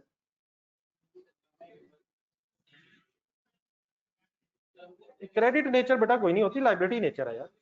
क्रेडिट नेचर बोलेंगे वो तो इनकम भी होती है, तो नेचर मेरे ख्याल asset, liability, income and expenses, ये बहस होती है। चले लाइबिलिटी ये credit nature, liability and credit nature है, लाइबिलिटी का लेजर है। राइट साइड पे जो मैंने लेजर बनाया ये क्या है? ये एक एसेट अकाउंट है। जी बिल्कुल सही है जी। अगर किसी को नहीं पता तो डेफिनेटली ये एक्सपेंस पेएबल अक्रूड एक्सपेंस भी कहलाता है। अक्रूड एक्सपेंस का मतलब एक्सपेंस पेएबल, एक ऐसा खर्चा जो हो गया है लेकिन पे नहीं हुआ। अक्रूड एक्सपेंस इसी के लिए वर्ड है। सैलरी पेएबल को अक्रूड सैलरी भी कह सकते हैं। ठीक है मिस्टर तला? हाँ जी, जरा सैलरी पेएबल पे फोकस करें। अगर इसका कोई ब्रॉड डाउन हो तो क्रेडिट साइड पे होगा, suppose 15,000। Then during the period suppose salary का एक्सपेंस हुआ 1,50,000, अक्रूवल बेसिस पर एंट्री बताएं। Salary expense debit, payable credit. क्या मैंने सैलरी एक्सपेंस को पेएबल के लेजर में सही जगह लिखा है? यार एक्सपेंस तो डेबिट होता है, लेकिन ये पेएबल का लेजर है। लेजर ऑफ पेएबल में क्रेडिट साइड पे फिगर आ गई। ओपनिंग लायबिलिटी कितनी थी? 15,000। लायबिलिटी क्यों कितने से और बढ़ गई? क्यों? खर्चा और होने से और पे ना करने की वजह से लायबिलिटी टोटल 165 हो गई, 1.5 लाख बढ़ गए। Done sir? Suppose eight the end of the year closing liability 30,000 रह गई है। लायबिलिटी कितनी हो गई थी? 165। कितनी रह गई है। सपोज ईयर एंड पे 30,000 पेबल रह गया, आप बता सकते हैं फिर इस साल कितना पे हो गया होगा। 1,35,000 पे जो हुआ होगा उसकी एंट्री बता सकते हैं आप। Payable debit and cash credit 130 आ रहा है, 135 सॉरी 135,000 की एंट्री बनी, payable debit and cash credit. Any confusion in the figures and posting of the figures? क्या एक्सपेंस की amount 1.5 lakh profit and loss में जाएगी?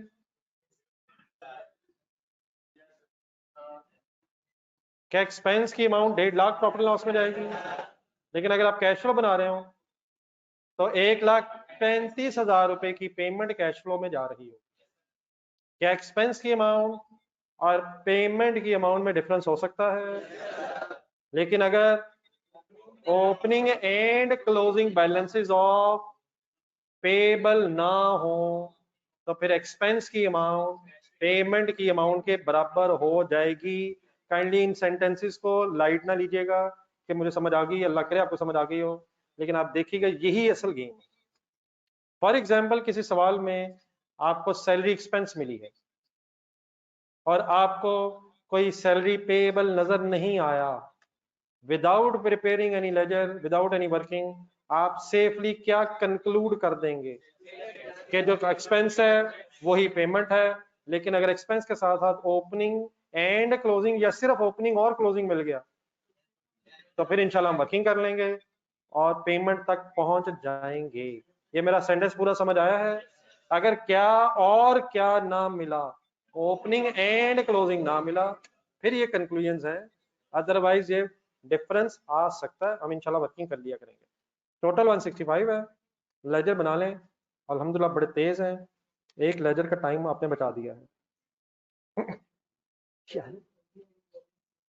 हाँ जी, उसकी बात एक दफे कर लेंगे, मेरा ख्याल है वो सेम ही हो जाएगा। अभी आ जाता हूँ। ये सारी बातें जिस तरह ओपनिंग एंड क्लोजिंग के साथ हैं उसी तरह एक सेंटेंस लिख लेंगे कि अगर ये कांस्टेंट हो तो तब भी शायद सेम कंक्लूजन होंगे। तो पहले जरा अगर ना हो तो बहस कर लेते हैं, सेम वाला आई होप वैसे समझ आ जाएगा। बैग्स ट्रांसफर होने शुरू हो गए हैं। काश मैं वो पहला शख्स हूं जो क्लास से निकले ताकि मैं जीत जाऊं।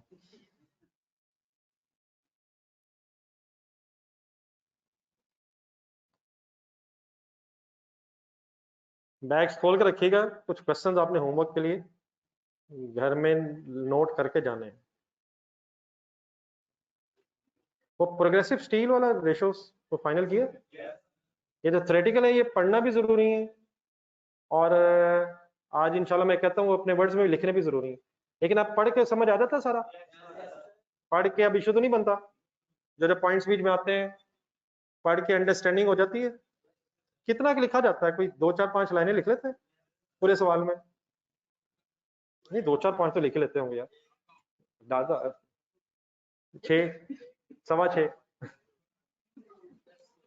जी। प्रीपेड रेंट का लेजर इंशाल्लाह बना के जाना है। प्लीज को साथ देगा मेरा? मौला साथ दे या Allah.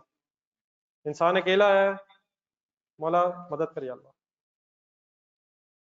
Prepaid rent concentrate, how to concentrate in the last 4 minutes of the exam hall की प्रैक्टिस होने लगी है। How to concentrate fully in those 4 minutes of the exam hall, जो एग्जाम में 12:11 से ऑनवर्ड शुरू होंगे। बिस्मिल्लाहिर्रहमानिर्रहीम। एक ही लेजर है, ब्रॉड डाउन अगर होगा तो किस तरफ होगा? फॉर एग्जाम्पल 25,000, इसका मीनिंग बताएं। 25,000 brought down rent prepaid asset है, पेमेंट कर दी होगी, बेनिफिट नहीं लिया, खर्चा नहीं हुआ, पेमेंट कर दी होगी। पिछले साल पैसे दे दिए होंगे लेकिन फायदा नहीं मिल सका होगा। सपोज इस साल के शुरू में आपने 1,85,000 रुपया का 185,000 का फर्दर रेंट एडवांस में दिया है। बोले entry. Prepaid rent debit, cash credit. आपका एसेट 25,000 पहले था, 1,85,000 185,000 ऐड होके ये 2,10,000 टोटल एसेट हो गया है। साल के एंड में सपोज 40,000 क्लोजिंग प्रीपेड रह गया है, कैलकुलेटर उठाएं, कितना प्रीपेड था, कितना रह गया है। 2,10,000 रुपया प्रीपेड हो गया था, 10,000 अगर रह गया है तो कितनी अमाउंट का फायदा आपने ले लिया होगा? 170,000 मेरा ख्याल फिगर बता रहे हैं। एक एंट्री अगर हो जाए तो मजा ही आ जाए।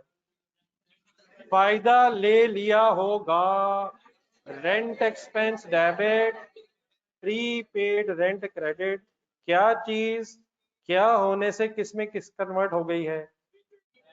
प्रीपेड रेंट फायदा ले लेने की वजह से एक्सपेंस में कन्वर्ट हो गई है। एक्सपेंस तो डेबिट होता है, मैंने क्रेडिट साइड पे लिख दिया है। ये एसेट का लेजर है, एक्सपेंस डेबिट होके एसेट क्रेडिट हो रहा है। प्रॉफिट एंड लॉस स्टेटमेंट जहन में बनाएं। नहीं बनी उठ रहे हैं, मेंटली उठे हुए में बैठाएं अपने आप को please. Profit and loss statement में रेंट एक्सपेंस कितना नजर आ रहा होगा, लेकिन कैश फ्लो स्टेटमेंट में रेंट पेड 185,000 नजर आना चाहिए। क्या पेड और एक्सपेंस में फर्क हो सकता है? कब नहीं होगा बोल दें। ओपनिंग एंड क्लोजिंग प्रीपेड अगर ना होता तो रेंट एक्सपेंस और रेंट पेड की अमाउंट सेम आ जानी थी। जो सेंटेंस पढ़ रहे थे वो जरा पढ़िएगा बुक पे। If there is no opening and closing, किस किस का? प्रीपेड एंड पेएबल का, तो जो एक्सपेंस होगा वही पेड होगा। लेकिन अगर ये पेएबल्स मिल गए, प्रीपेड्स मिल गए, तो इंशाल्लाह हम लेजर बना के अपनी वर्किंग कंप्लीट कर लिया करेंगे।